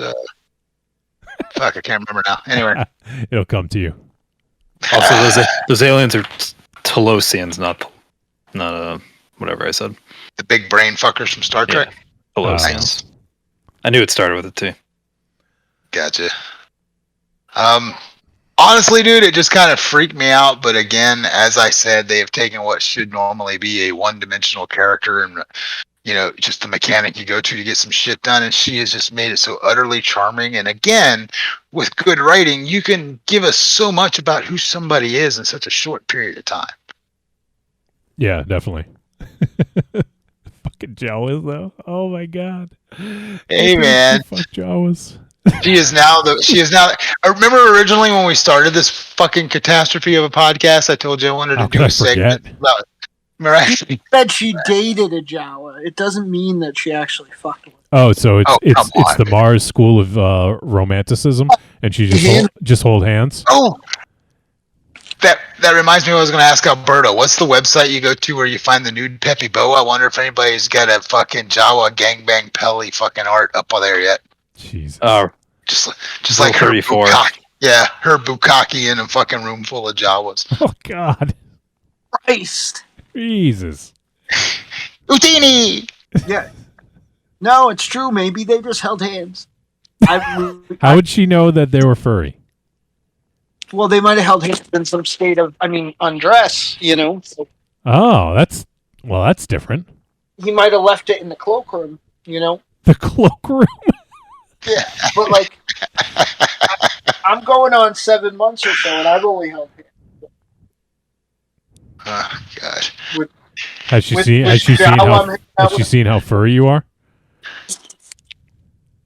Yeah, It's interspecies I'm only erotica. going on 7 months with the girl I'm dating and the Jawa. It's interspecies erotica, fucko. So speaking of thinking of Alberto when we saw the N1, when Pelly mentioned dating a Jawa, I couldn't help but think of Rocky because I'm like, he's gonna be fucking all over this. He's gonna fucking love this. I'm surprised he doesn't have Pelly /fiction. Oh, maybe Give he it does. time. Yeah. We're gonna go to Rule 34 there. Dude, honestly, like I said, it's just so out there. But by the same token, we don't think twice about wanting to go bang a Twi'lek. So it's like, hey, man, everybody's got their kink. Somewhere out there, there's some. I think the worst thing that could possibly happen is like if an Ugnaught hooked up with a Wookiee, that would just be violence. Uh-oh. Alberto sent us something from Rule 34. Oh no! Did you find something good, dude? Please tell me I won't be fucking disappointed. It's not Pelly, but it'll do. Yeah. Jesus. Holy shit, dude! What the serious? What the fuck? I love at the top it says, What the fuck? it says this image has been resized. Click here to view the original. Holy the original's it's like wallpaper size. Oh my god. Jesus! Fuck, man! Ray! You guys asked for it. And you know what's even more fucked up is like I get the motherfuckers who were engaged in the fucking rear access port, but fucking it's the one that's just kind of looking, sitting in the corner, like, yeah, get it. Uh-huh. I don't know. I don't know if there's a way of telling when things were uploaded, but all of the comments were from today, so I don't know if that's everybody's looking for the same Somebody thing. just fucking did it today. That's what it seems like. I don't know. I don't know if there's a way of seeing when That's things so were uploaded, rude. but I think the biggest fault in this artwork, though, is just having it being generic white semen is horrible. Jesus Christ. It's aliens. It's freaky. no. What it could mean though is that it's been up for a while, but people were only inspired to go look for it. Yeah, exactly. Because of this. Exactly. Fuck, dude. That's terrible. Well, you asked for it. Can you Photoshop Pelly's head on that, and we can have it as a banner? That's the new banner on Forces. That is Nah. not. Nope. Drawing the line there. That's horrendous. That's really. You know, their dicks don't look that furry. Wow. That's because of Manscaped. Wait. Oh, Wait. Oh, Alberto no. got something else for us? Oh no. Alberto, you don't want to be the king of Rule 34. Don't own that.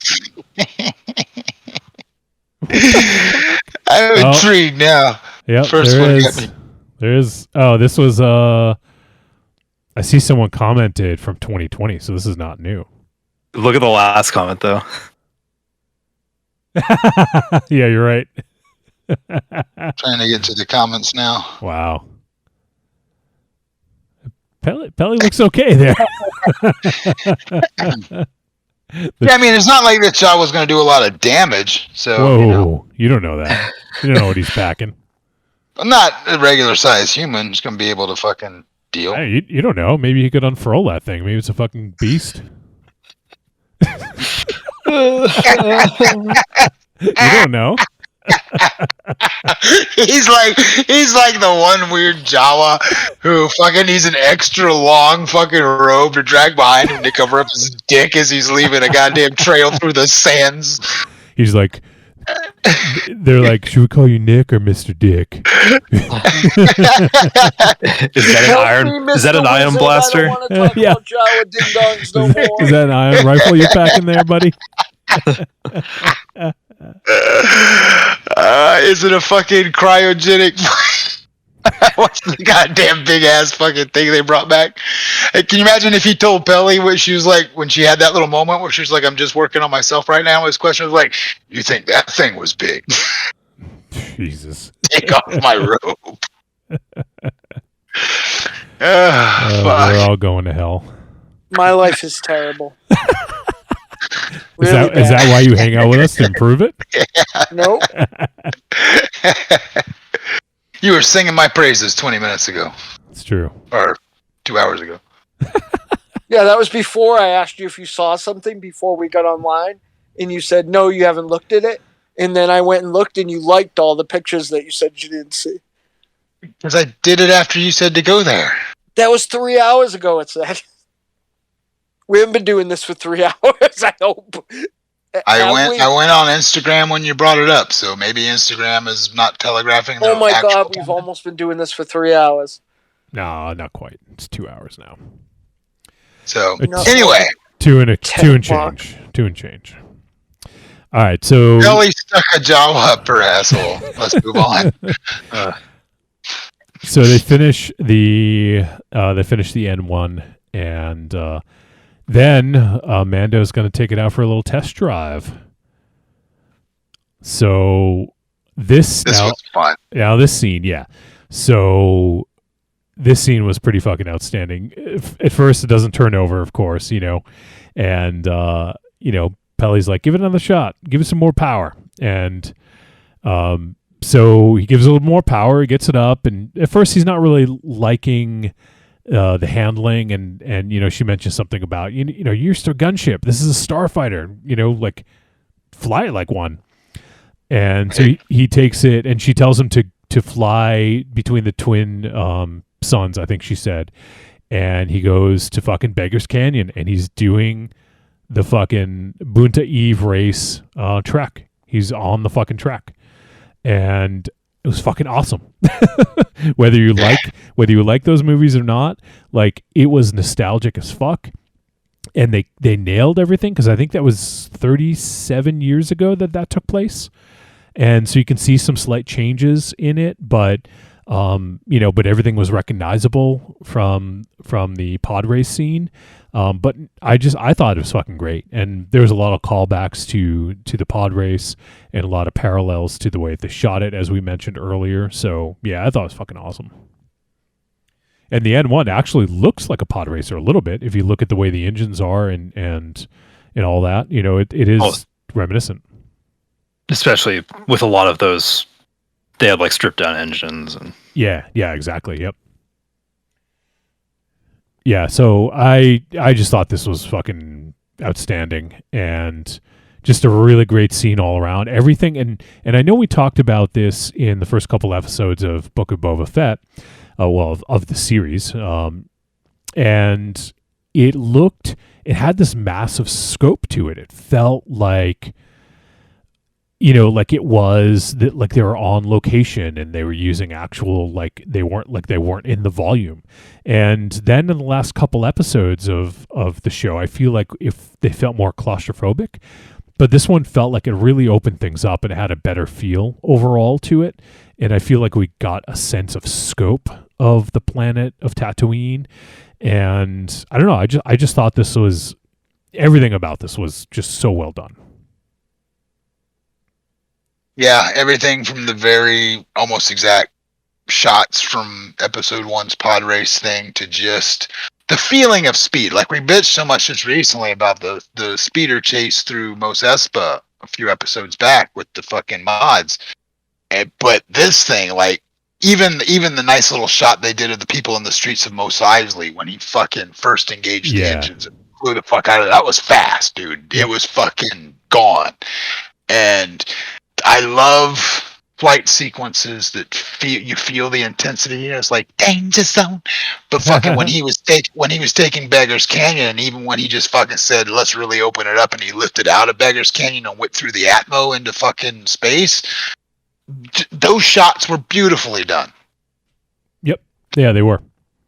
Absolutely. And just seeing him go through the atmosphere and into space, like just everything about it was just so well done. And then he pulls up next to the fucking cruiser, and he sees the fucking Rhodian kid. And then what happens next is so charming. Yeah, and then he nods at him, and then he's just like, he's really kind of like opening it up and testing it out. And he's buzzing the cruiser. Yeah, it's like fucking Top Gun. And of course, I'm gonna quote your wife, Rocky. The popo pulls him over. I'm gonna tell her you said that. That's awesome. Yeah, I fucking love that. Just when you heard that noise go off, I knew immediately. It was like, oh shit, he's getting pulled over. Yep, he got fucking pulled over. And sure enough, first of all, we see the one X-wing pilot, played by Max Lloyd Jones, who, as we mentioned, was the stand-in for Luke, the season 2 finale of Mandalorian. So he plays one of the pilots, and then also like it's just him talking. So we're like, oh shit, like we're not going to get Paul Sun Hyung Lee as Carson Teva, but then of course they cut to the other pilot, and we get to see your boy. Well, I actually like it better because they didn't cut to him visually at first when he was like, "Did you used to fly a Razor Crest?" And I was like, "Oh shit!" Yeah, that was fucking awesome. Yeah, it was awesome, and they pulled right up beside him. It's just fucking hilarious. And so we got we got to see the sublight engine in fucking full effect, and that was fucking awesome. She told him, jump. Yeah. So the cool thing about it is he can jump. So in the small starfighter, he does have the ability to go into hyperspace without needing, the jump rings. Yeah. So that's one thing that's really cool about this. And the other thing is that the sublight engine allows him to go fucking fast. It's basically nitro. Yeah. And it even made the other X-Wing pilot think that he did jump to hyperspace, because he's just gone in a blink of an eye. Yeah, it's like the Poe Dameron's thing in Last Jedi. Yeah. It was great though. I fucking loved that. And he does Carson Teva does ask, did you pilot a Razor Crest? And he kind of remembers him a little bit. He's like, I remember your voice. And he's trying to get at whether or not it's him. And then he's like, no, I don't. It's not me. And then he fucking just takes off. And I love, it's like the cop thing. He's like, should we go after him? He's like, nah, let's just go back to base. He's like, do you want to fill out that paperwork? Yeah. So, and one thing that this brings up though is they're just outside of Tatooine. And there was mention earlier about the Pikes being able to operate under the noses of the authority, basically the law. And apparently they just don't give a fuck about Tatooine, but they still patrol outside of it. Well, they're patrolling the Outer Rim, but I don't think they have any specific hold on any particular planet out there. They're just kind of trying to monitor the traffic in and out. Yeah. This was a little... obviously they don't it seems like they don't give a shit about the Pikes, or unless they just don't bother with Tatooine at all. I think it's like with most mob things, especially when a government's trying to get back on its feet. You have to keep in mind this is only 5 years after the fall. They're trying to rebuild everything. Yeah. So all their resources are actually probably more concerned with the mid-rim and the core worlds to fucking get that in order. The Outer Rim is a sort of afterthought, but they do have patrols out there just to make sure if there's any remnant shit floating in, they get advance warning. Yeah. So then Mando brings the N1 back down to Pelly's, and she mentions that a friend had come looking for him, and this was the clip that I played at the very beginning of the show, and it is Fennec who is now trying to recruit Mando to join Boba's cause. And one thing I loved about this is, when he finds out it's for Boba, he says, I can't accept your money, and gives it back to her because they had helped get Grogu back. So I think he feels indebted to... Yeah, it's honor. Yeah, to Boba. So his line was actually, it's on the house. Yeah, that's it. Yep, exactly. So. And, but he says, first, I have to go visit a little guy, my little friend. So... Talking about his penis. Tight Mars. His Jawa penis. Those Jawa penises look scary. They're pretty big for little guys. Jesus. I had to recant my fucking Jawa penis fucking fear. Thanks, Alberto, for ruining my sleep. You're the one that asked for it. It is true. You did ask for it. Be careful what you wish for. You did ask for it. Ask for it. Honestly, as I said earlier, this was sort of the thing was he is still more honor bound than I'm gathering from any of the other Mandalorians he's talked to. Like, there's something more righteous and pure about the way Din approaches every scenario that he's dealt with. There's a little more moral than Bo-Katan or fucking even the Armorer or Paz Vizsla or even Fett for that matter. There's something about him that is different than the rest of the Mandalorians in a way that, he's going to always be that hero.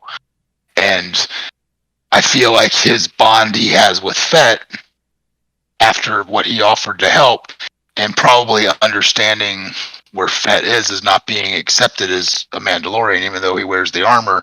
He's an outsider to it all, and I think Din has that same feeling. He's an outsider to all this fucking new knowledge that's dropped on him about who he is and what this all means and shit. So I feel like the bond between Din and Boba is believable because of what Boba helped him do through season 2 to complete his quest. There's an honor thing that right now with Boba's evolution is taking more of a forefront to him trying to regain respect versus just being an angry murderer. Yeah, and I think they'll learn that they have more in common than they ever imagined, Like, they both fucking hate Jawas for what they did to them, and they're gonna have to go they're gonna sit in Peli to have a big orgy to get all the Jawas in one room, and they're just gonna nuke them all. Oh my god. Using Jawa her as bait. Yep, as master bait. She's the masturbator then. Exactly. Oh man. So what if she I had love the space generalization because that she had some sort of relation with one Jawa that, like, she's just a Jawa, like cum dumpster, and she's God, Jesus Christ! You really went somewhere with she that. said it in the episode. She said in the episode that they find her stuff and she lets them root through her dumpster. She didn't say which dumpster they were rooting through. I'm just saying that I'm offended. Follow the rules. Yep. Them's the rules as we established last week. When you hear the I'm seismic, offended. That's all I'll say. I'm offended. Your cum dumpster dropped a seismic charge, sir. Jesus Christ. That's what happens. You can have a cum dumpster or a septic tank, but you can't have both. That's what happens when he sits down on the toilet. He's a cum dumpster? Oh, the seismic charge. Neil Young is going to come after Rocky next. By the way, kudos to Neil Young. I think that's fucking awesome. Yep. He's been doing that for forever, dude. He did the same thing, too, when Budweiser fucking tried to run his tour back in the early 90s. He was like, nope, I'll take my toys and go home. Fuck you. All right, so that is pretty much the end of the episode. And it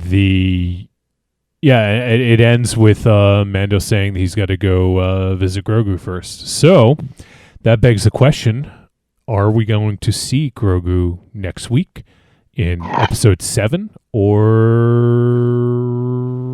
are they going to drag out the fight with the Pikes into a second season of Boba Fett?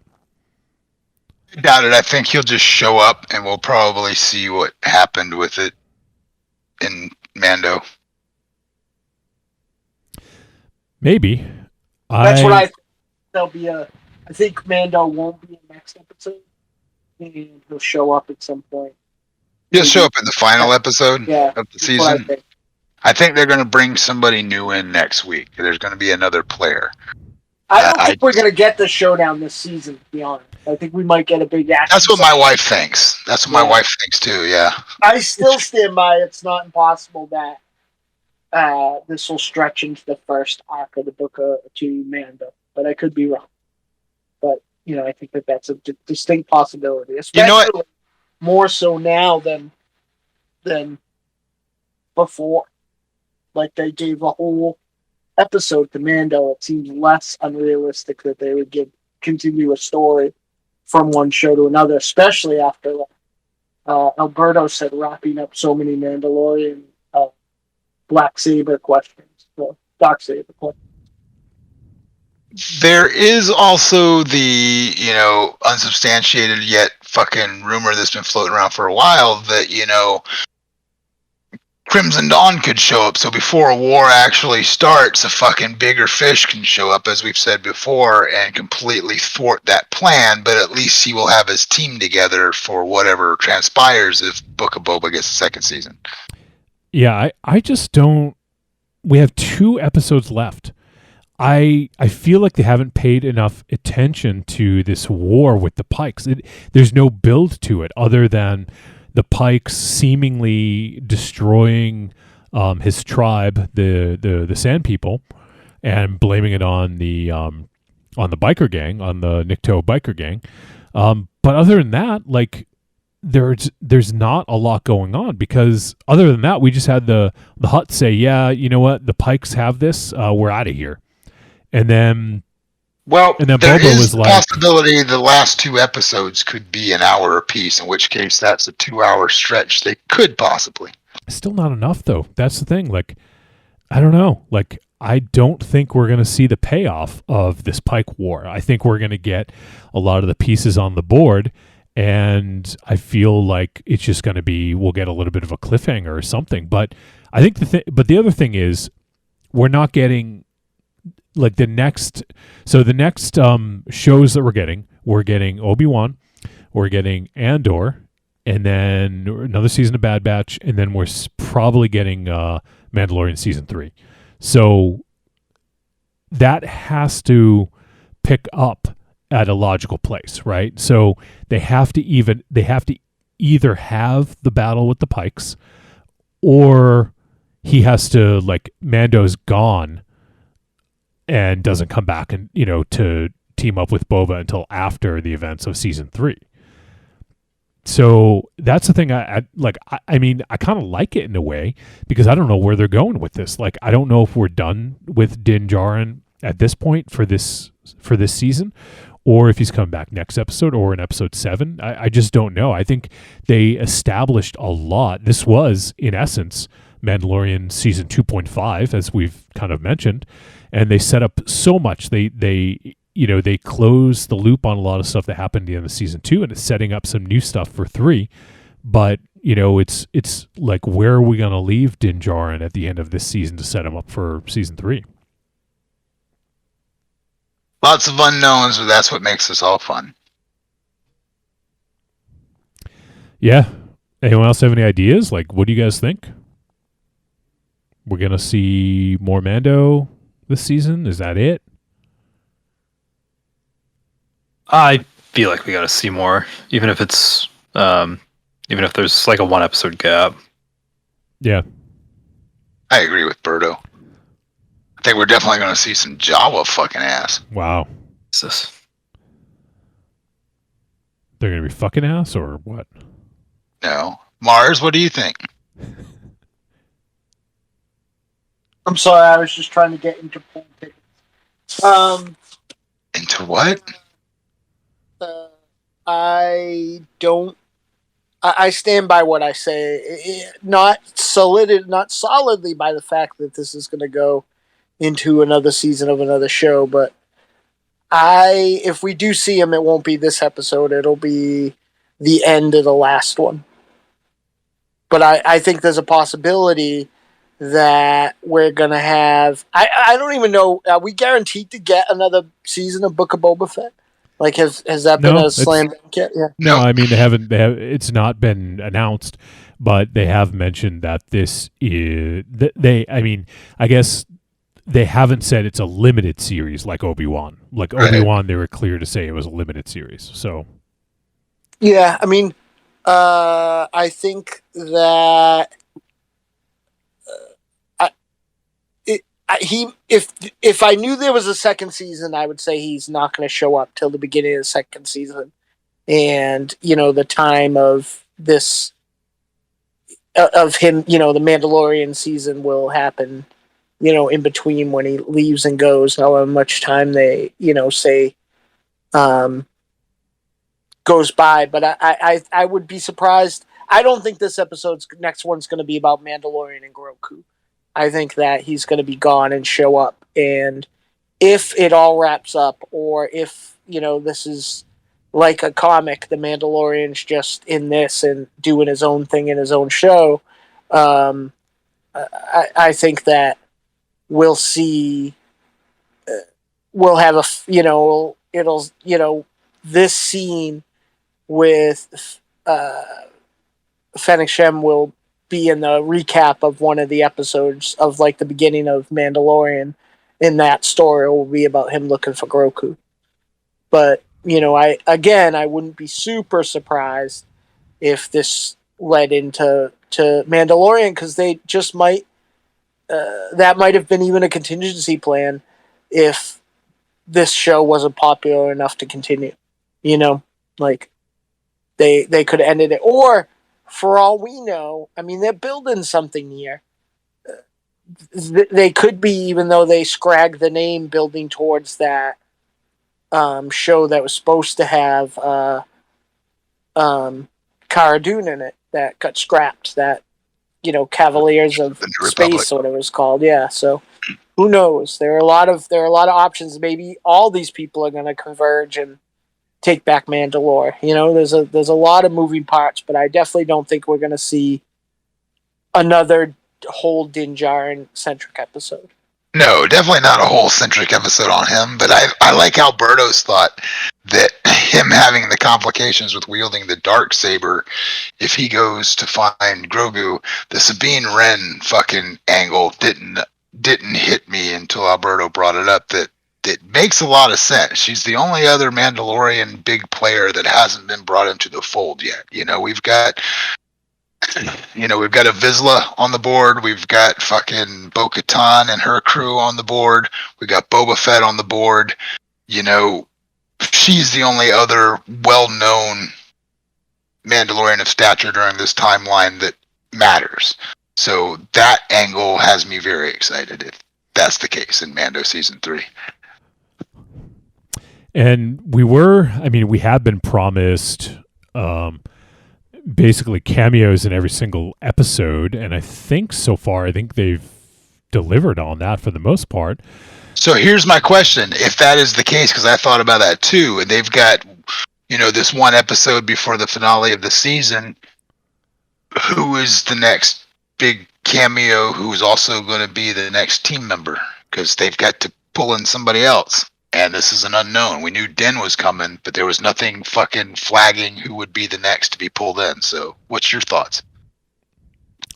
I mean, honestly, I don't really have an idea right now.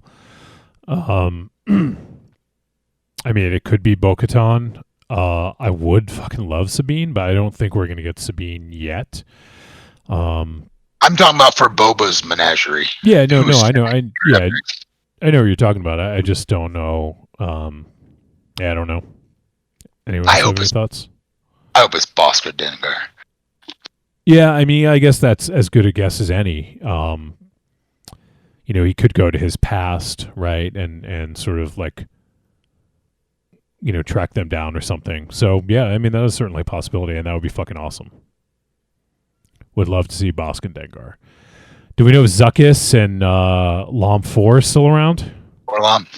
Forlom, I know. Yeah. Mars hopes for it. Yeah, Mars loves Zuckuss and Forlom. He loves the Zuckuss. Want to go find some of that on Rule 34? No, Zuckuss. I don't want to see Zuckuss. Zuckuss your Forlom. Yeah, I haven't read any more than where I stopped, but I wonder if I think those are two that I think might be on there because they had their own book in the Bounty Hunter War thing. Yeah. Which put them directly in the crosshairs of Boba and Jabba. So it's possible that they're still around, and also possible that they're off the board. I mean, those bounty hunters, like, it's a little annoying in the sense I've been thinking about it a lot lately. Like, bounty hunting is a dangerous job, and it seems like a lot of people are still around from however long ago, so. Well, the good ones are going to make it out, and the bad ones are going to die early. Right. And there still is always the potential of us getting a live action Cad Bane would be fucking a neat. I'm so nervous about that still. He's such a weird design that like he'd have to be entirely CG, and I don't know. No, he wouldn't. You could practical effect that. Oh yeah, you could totally practically affect that. Yeah, Maybe. They've already done it. You could, yeah. They're not. His species isn't that much different than fucking the Trade Federation cats in the overall head design. So that I guess it would. be hard. I guess you would like, in the interpretation from real to the kind of stylized animation of those shows, it would look a little more natural. But I was looking at my figure today. He just has a weird shaped head. You got a weird shaped head. Thank you. You're the colostomy hag. Well, yeah. Well, we've seen Duros. Yeah, we've seen Duros, and so yeah, I mean, they're technically in the New Hope Cantina. Yeah. So I mean, it can be done. all right. So we got to wrap up. It's after midnight now. It's fucking crazy. Craziness. After midnight, Mars is gonna let it all hang out. Nope, it's Jawa dick. All right, so we do have a voice message, and then I'll kind of look at some news real quick. But let's play that voice message, and let's hear from Darth Corney. Hey guys, this week's episode of Book of Boba Fett, I loved every bit of.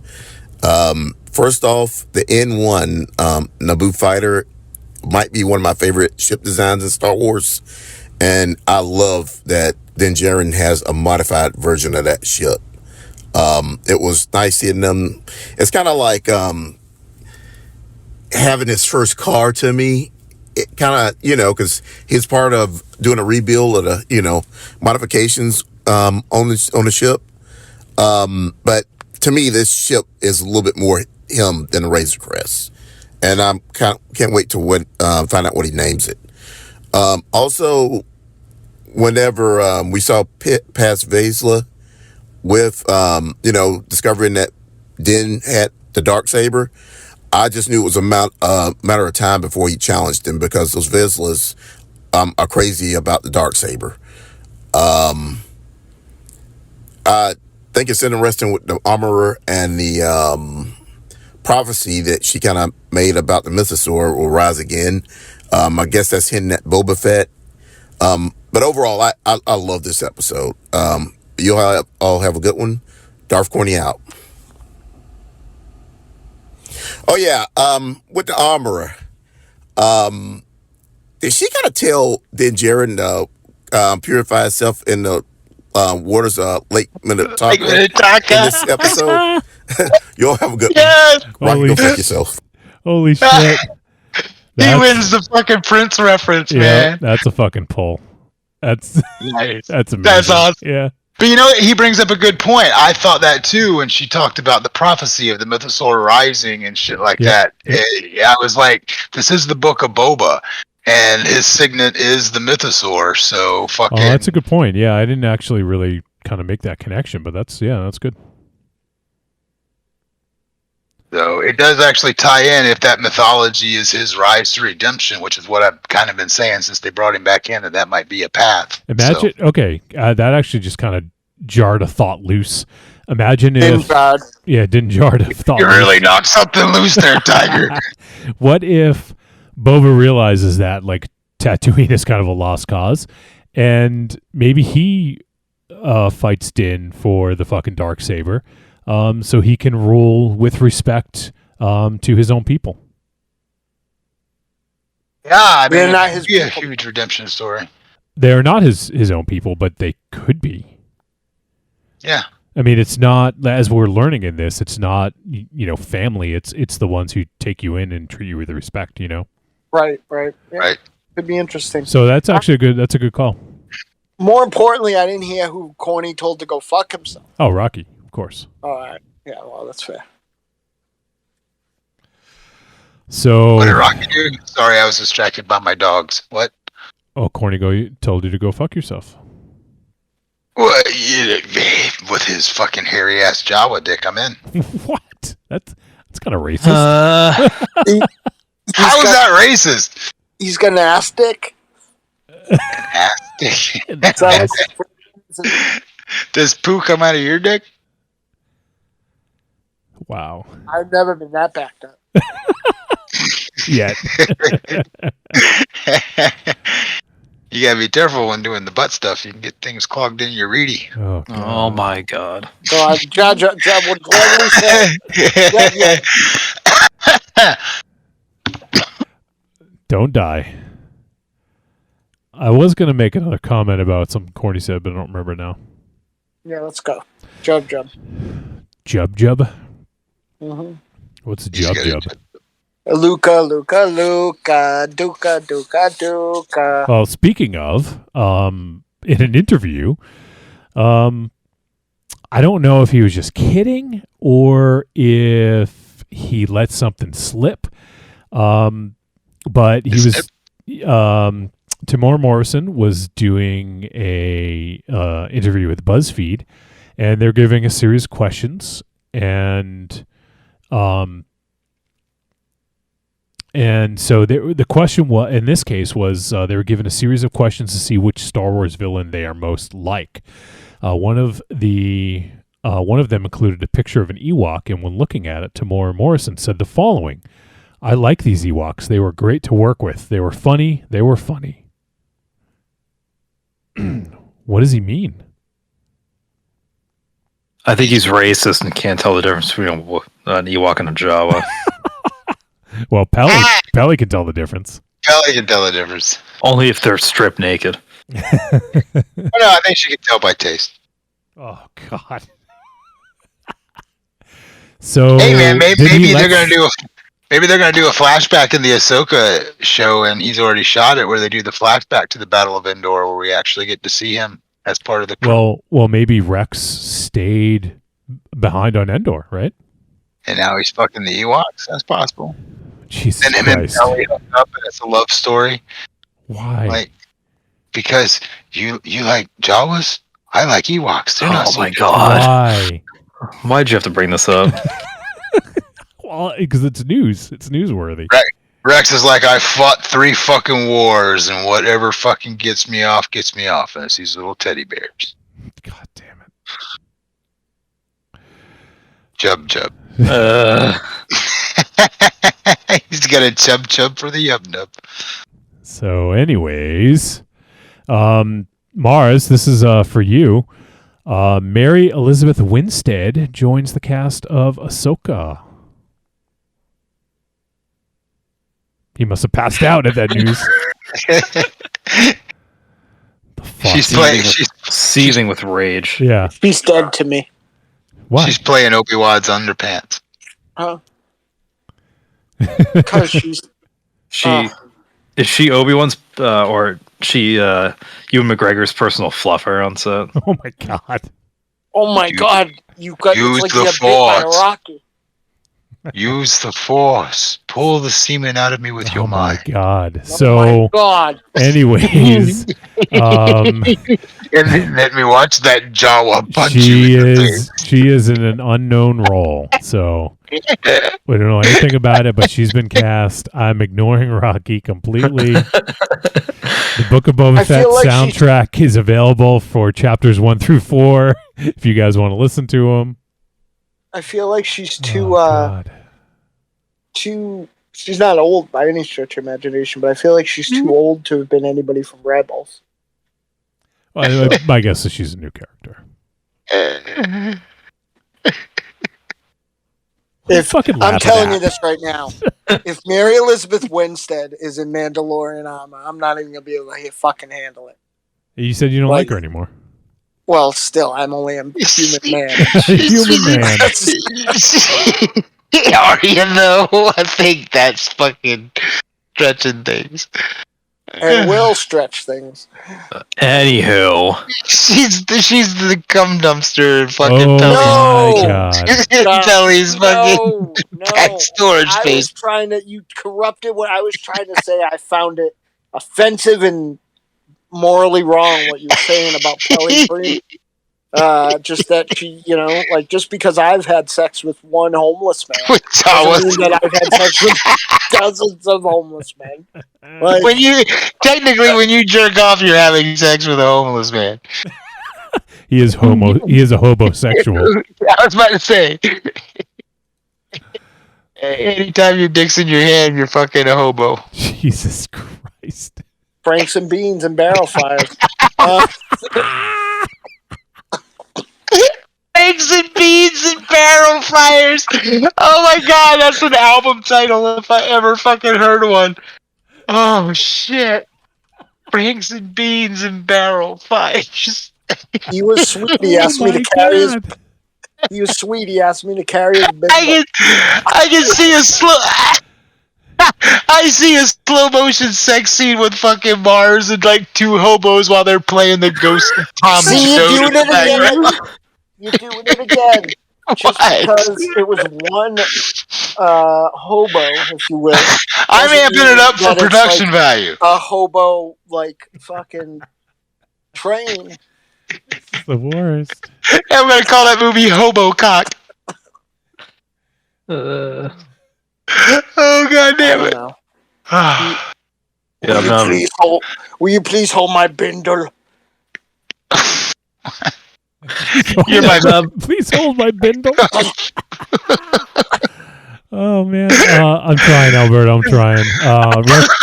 Real quick, 3 more Star Wars games, including a Fallen Order sequel coming from EA's Respawn Entertainment. I think Alberto had posted this either just in our chat or on the group. I forget, but we got that. We have Fallen Order sequel, which is fucking awesome. Can't wait for that. There's well, yeah, go ahead. they just called it another Jedi game, so it could be a different character. It could be like a massive time jump. It could be it could be more than just a direct sequel. There's also a new company called Bit Reactor, which has former XCOM devs that are going to be working on like a Star Wars XCOM style game, apparently, which is pretty cool. Yeah, and then the third one was a first-person shooter, which is interesting because that's what Respawn's most known for is shooters, going back all the way to like Call of Duty Modern Warfare. Yep. And that also kind of means that I guess no Battlefront 3, no more DICE working on Star Wars. Right. Which considering how great Battlefield 2042 was, it's probably not a bad thing. No kidding. I'm waiting for Jawa Dick Whack-A-Mole. Oh my god! Very very quickly though, the Respawn's, well, not their last first-person shooter, but the one before that, Titanfall 2, was probably one of the best first-person shooter single-player campaigns ever. It's very very good, and if they can translate that into Star Wars, it's going to be awesome. Yeah, that should be cool. So definitely looking forward to all of those. What else we got here? Apparently Anthony Daniels has filmed some performance capture for an upcoming project. Theory is it's for Star Wars a droid story, but could be for something else. It could be for like Disney World or something. You never know. Yeah, exactly.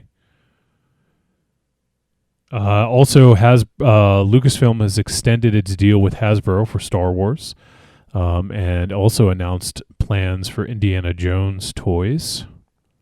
I don't know how long, if it was announced how long they extend the licensing deal, but a lot of people get a 6-inch Indiana Jones. Like, my life will be complete. Yeah, that would be cool. Actually, any of the characters from Raiders would be great. I had that entire series of Raiders toys when they came out.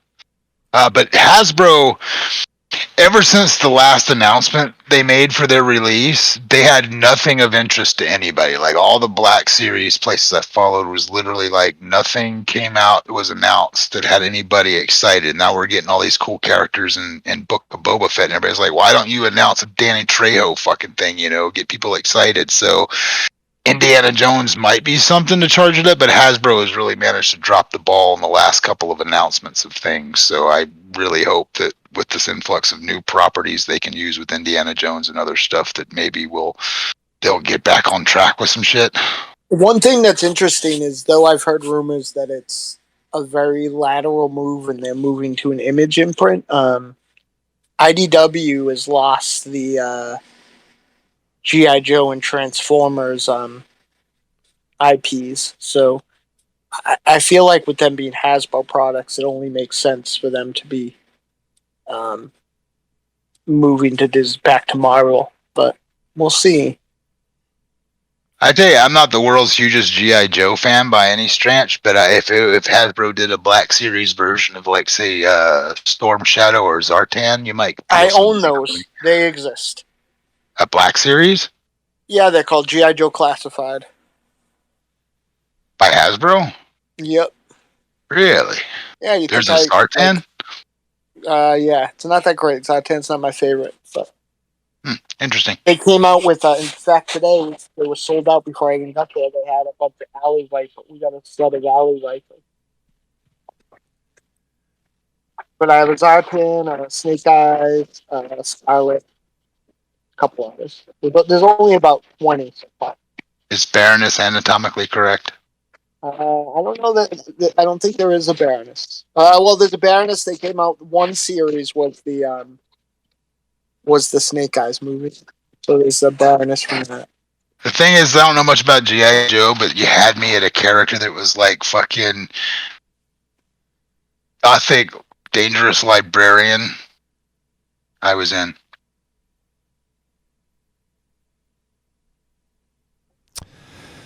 All right. I know what those words mean. Somebody say something dirty so we can fucking wrap this up. Jesus Christ! I think it's. I did have a question. When she said they were, when she said they were furry, do you think that's external or internal? Like, do Jawas like butt stuff, and if so, is the inner ring hairy? Berto, please. He's gone. Yum. Yum num num num num num num num num.